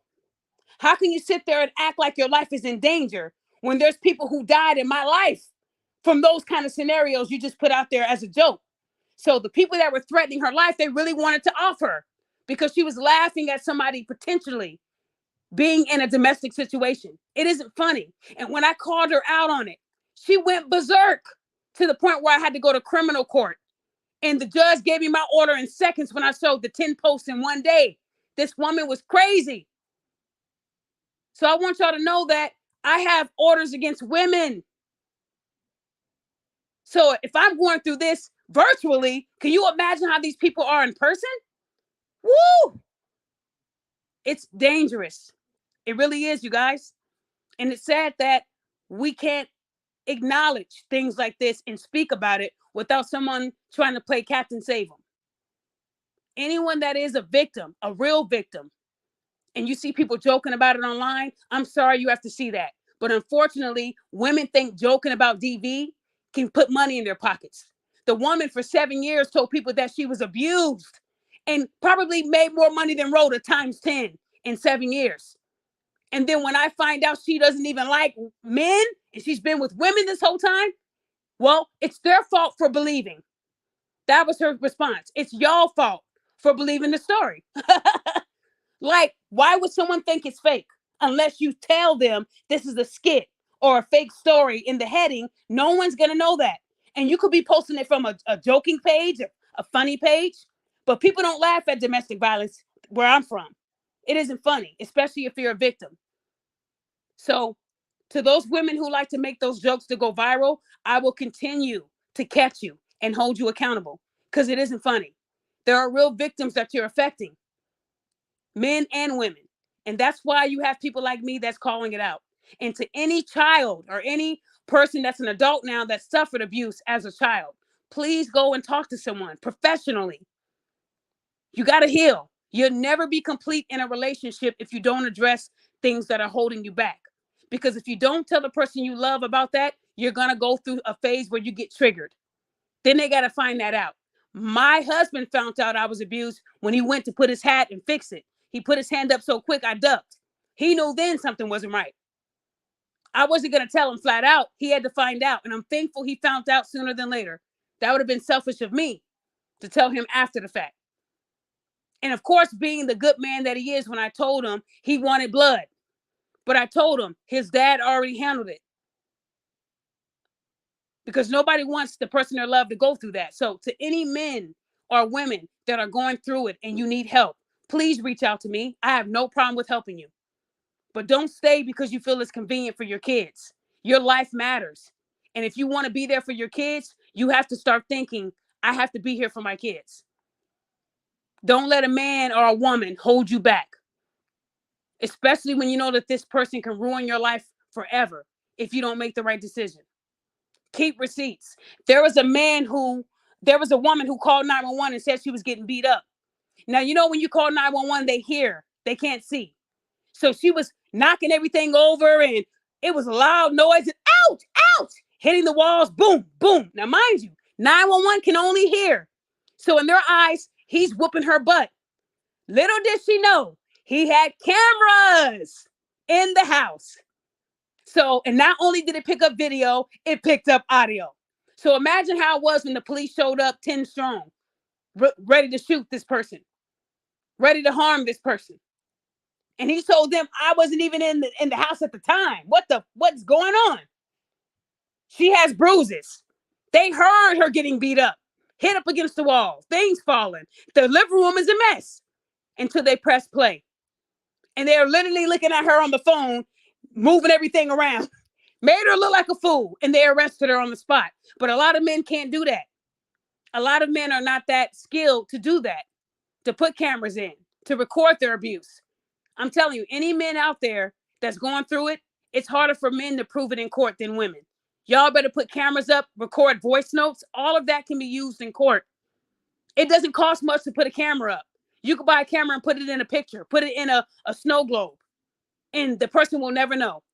Sometimes you have to record it to show them that you're not lying. And it's not hard to do. That person's not with you 24/7. You guys have to survive. Someone has to work. So don't tell me you can't do it. Hold on one second here. Okay. So guys, with that being said, I just wanted you guys to know that I do care about people going through this. I just want you guys to be smart. It's really, really bad out here. And unfortunately, I've called out more women lying about this than women telling the truth. Even when Keke Palmer came out with it, I didn't believe her story. Because in her book, she said she abused her last boyfriend. So I wanted to wait to hear both sides. I would hate for someone to judge me off of an allegation and not give me my time to speak. I would hate for someone to just believe all women or believe all men and not believe the facts. And I'm thankful to have real fans, because if they believed the individuals who are trying to attack me, I wouldn't have the base that I have right now. I just want you guys to know that 99% of the attacks I get are from women. And I will honestly say 99% of the women are Black. Hurts my heart to say that. And these women attack me virtually. So I can just imagine how they are in real life.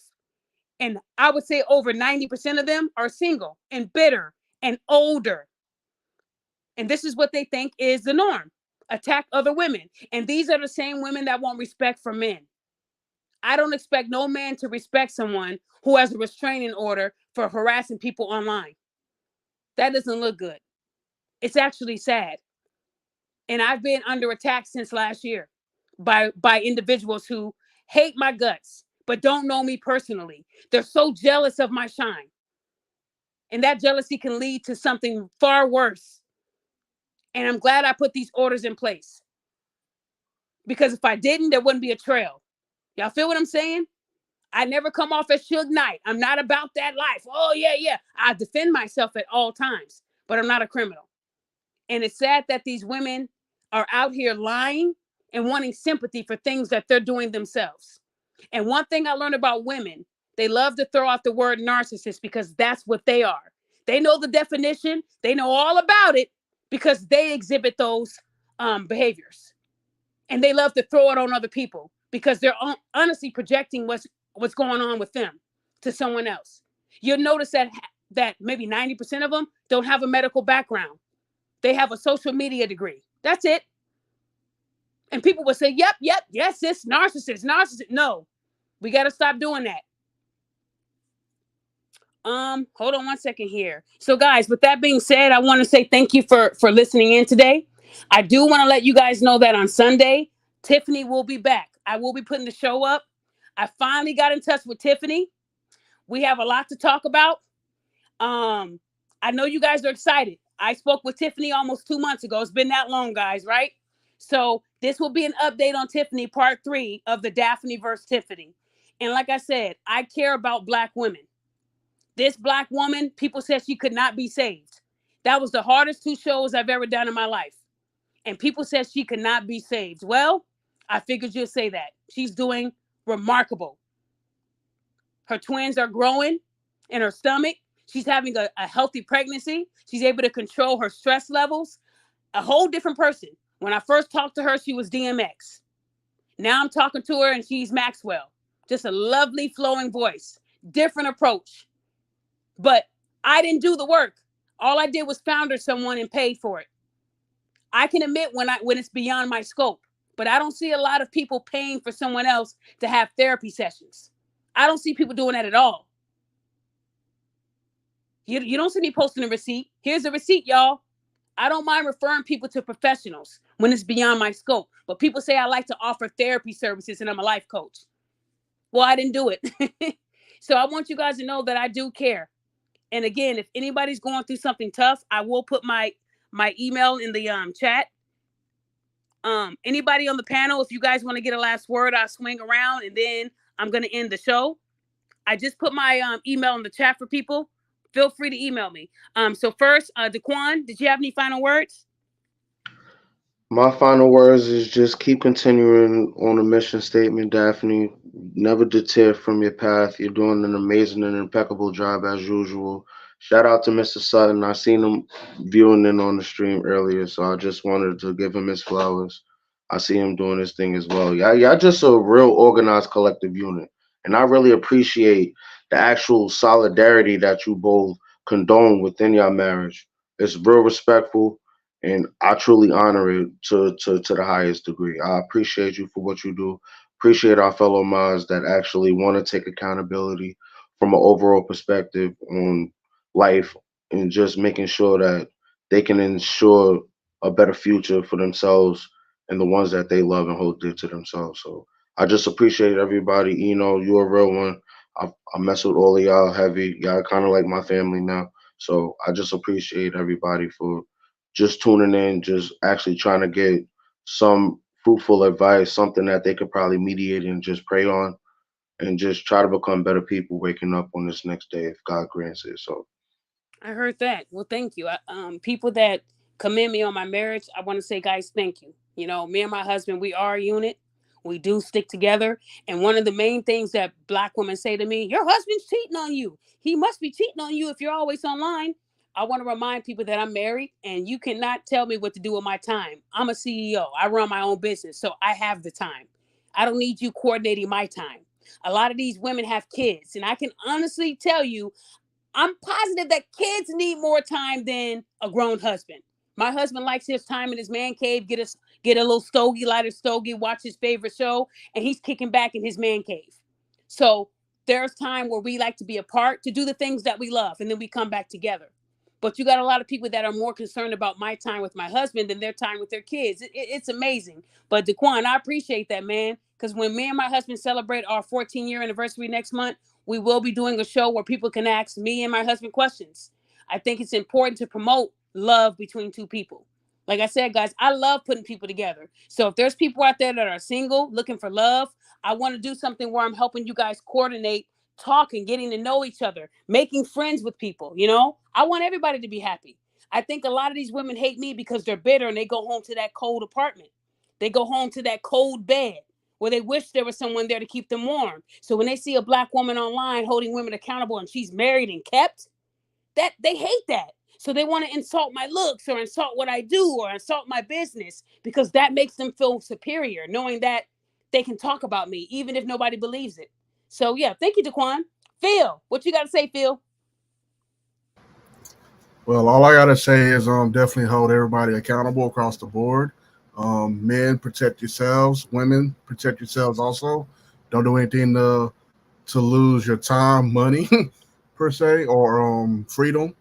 And definitely, if anybody see any forms of domestic violence, be open to speak up about it, regardless, and report it. We all are mandated reporters, regardless. No matter what position we're in, we're all mandated reporters. Facts. Thank you, Phil. Miss Lizzie, did you want to say anything else, dear? I want to thank you for having me. First off, second, congratulations on your anniversary. I look up to you and your husband. Y'all are like my biggest goals right now. Oh, that's so sweet. No, my anniversary hasn't happened yet. It's next month. But Queen, if you're looking to get back in, and like I said, I know it's a little nerve-wracking. It's like when you're learning how to swim. You put that one toe in the water to test the is it cold, is it hot? And then what do? We start at 3 feet and then we work our way to the deep end. So I want you to know that I got your back. I'm gonna be there with you along the way to help you get to that deep end where you're really putting yourself into a relationship. But you don't gotta do it alone. You just need people there encouraging you that's gonna help uplift you. And I got you. Okay. Right. Thank you, Daphne. Lizzie, it's gonna be called Lizzie in Love. That's gonna be. I'm gonna make you a shirt that says Lizzie in Love. Okay. Okay. Okay, Queen, hang in there and keep laughing, keep smiling. Okay. I got my daughter for that. She is a She blessing. said, when you look at her, I know you smile like I did that. Go, girl. Thank you, Daphne. You're welcome. Eno. Oh, I'm done. I don't have too much more to say. You know, everybody have a good night. This was a great podcast. Enjoyed it. Very encouraging. I learned a lot and I got to say a lot. So you guys have a great night. Love y'all. Wonderful. Eno, thank you. And guys, I want to remind you that Eno was the one who did my intro, the rap, the music. That was all Eno. And he does this for a lot of people. He charges a fair price. If you guys want information on Eno and how you can get beats between him and his team, reach out to me on my mental health. I love helping this man because he is one of my stellar mentees. He has followed the path. And Eno, I wanted to say this out loud. Thank you. Eno has been riding with me for almost a year now. And he was told by my adversaries that I would just keep him in my circle and then throw him when I don't need him. I would use him. I would hurt him. And Eno, have I done any of those things?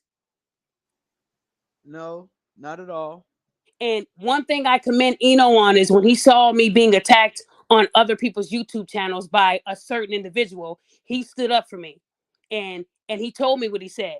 And anytime someone stands up for me, my adversaries assume that I send them. I don't send anybody. But when you're on a public platform, when people are praising me, most of my followers are probably linked to that page too. And they see you doing it. They're going to stick up for me. That's because they know the truth.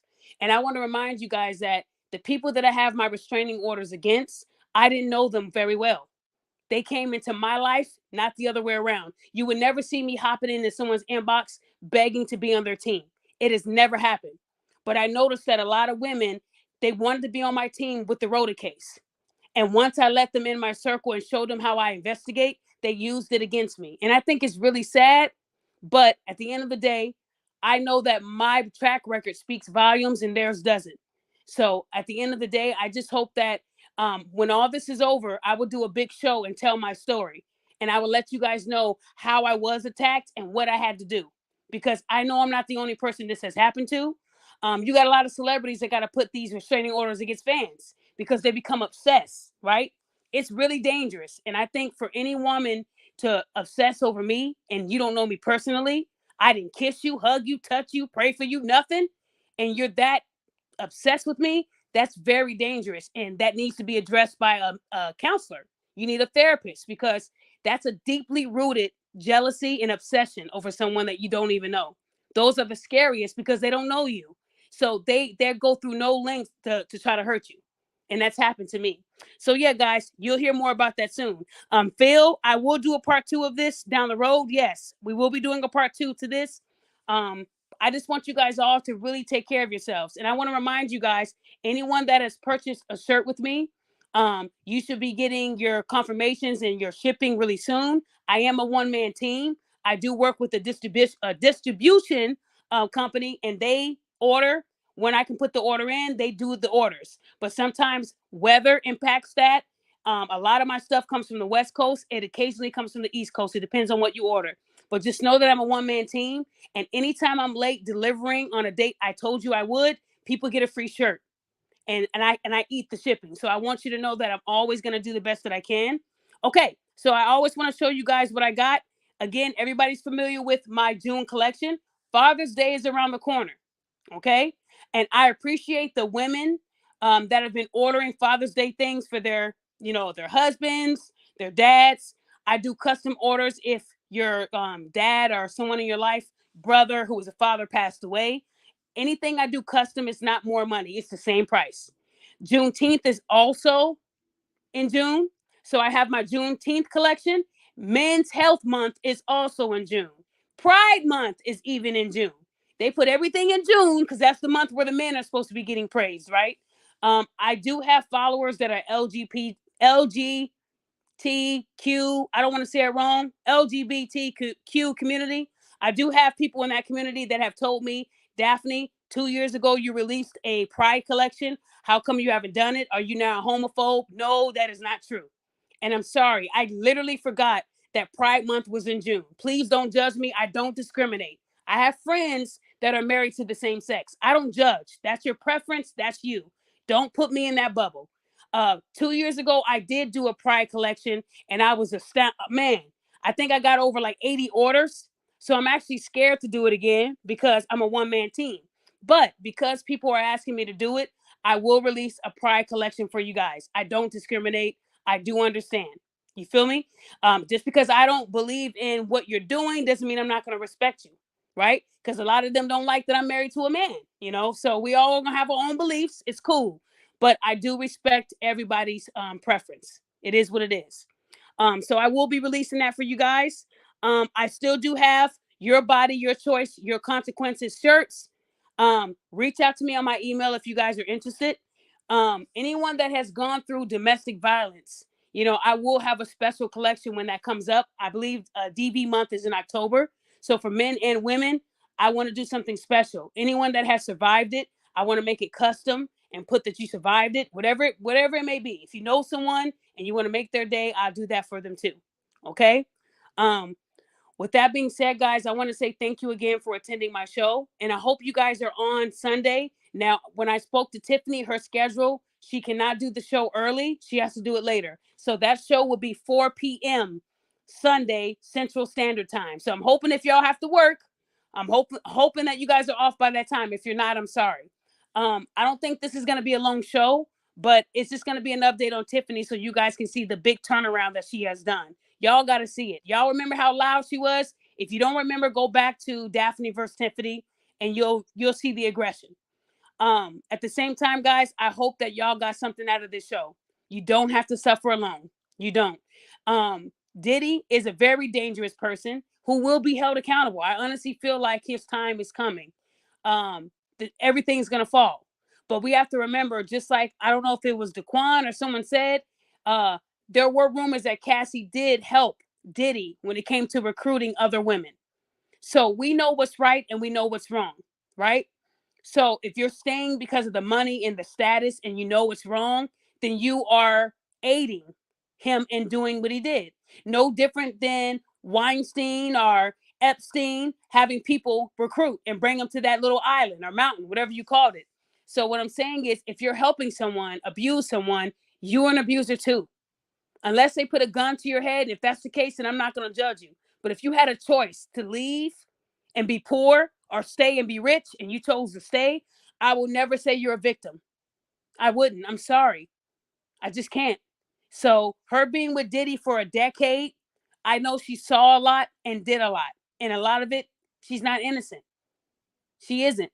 And when the truth comes out of the things that she did, then I'm going to hold her accountable too. But we can only hold Diddy accountable for what we saw in the video. If she stole from him, he also could have reported it, right? He didn't. He's Diddy. He's not going to do that. He's going to get it back himself. He wants to be the gangster. So I want you guys to know that I don't think that we heard the full story of what happened that night. But until we do, we only can go off of that little clip. And if he did throw the vase at her, yeah, he went too far. I would not sit here and say that she is 100%, wrong. But some of that is her doing. Because even after that, she stayed with this man. She stayed. I'm surprised she didn't have any kids with him. I commend her for not having no kids with him. Because the minute that she left Diddy, she got pregnant with her new guy. And while she was 5 months, he proposed and they got married. That would mean that she was having sex with him while she was still with Diddy. So we have to look at both spectrums. You were so abused by Diddy that you were getting digged down by your trainer. Come on, guys. I put 2 and 2 together. Most DV victims are not thinking about having sex with another man. They're thinking about getting the hell out of their current situation. Not only was she getting digged down by her trainer, but she was raw dogging. She was letting him raw dog her. That's how she got pregnant. So that would mean that when he was on the road and doing his thing, Cassie was doing her thing too. So at the end of the day, there's a lot behind that 10 years. And until I hear the full story, I'm going to always say, I know there's a lot that we don't know. A lot of women are monsters too, like Oprah. Nobody would talk about Oprah, but Oprah and Epstein and Weinstein were best friends. Oprah's life guru just got 99 years for molesting little girls. And you're telling me Oprah didn't know? Oprah didn't see it? Oprah probably helped them. So all I'm saying is a lot of these women are behind a lot of these things we're hearing, but y'all don't want to talk about that. I will. So part 2 will come soon. Hopefully I can do part 2 in June, get some more people to tell their story. Thank you to everybody who came on the show and told their story. We didn't rehearse anything. They came on and they spoke from their hearts. I pray that you guys continue to find healing, that you guys continue to thrive and grow. Know that I support everyone who is doing the right thing. But if you're doing the wrong thing, you won't get my respect or my support. Okay? With that being said, I hope you guys have a great rest of your night. And I will see you guys on Sunday. I put the show in. And if you guys can attend, great. If you can't, it's going to be pre-recorded. So you guys have a good night, and I'll talk to you guys soon.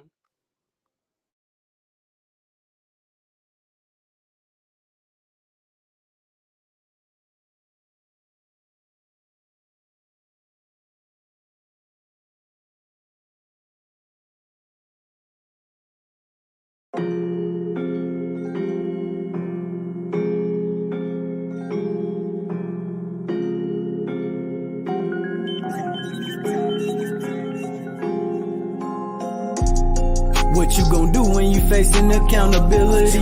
You say she pandering, you hyenas be killing me. You niggas scandalous, your stories like validity. Boy, don't come for celebrity, queen of accountability. They call it her pick me. Some women say she pandering, cause she don't pick the girl code over lies that's damaging. These hyenas scandalous, slandering a black man again, and want celebrity to stand and watch like she a mannequin. Black men are the casualties, trapped by women's strategies. They act out sporadically, that shit is a travesty. And it's just so sad to see, matter of fact, it's a tragedy. 3 kids with different daddies, please, but y'all all mad at Daphne. They up at night trying to discredit and defame. They corrupt, ain't right, and it's pathetic and a shame. Fake friends turn enemies, throwing dirt on your name, but you gon' fly with the angels and serpents burning the flames. Yeah, I know it's hard and it hurt to discover the same people claim they love you, start shaming your mother. Cut you off unexpectedly, you triggered, you hate that, claiming Daphne disrespected me. I figured you say that. What you gon' do when you facing accountability? You say she pandering, you hyenas be killing me. You niggas scandalous, your stories like validity. Boy, don't come for celebrity, queen of accountability.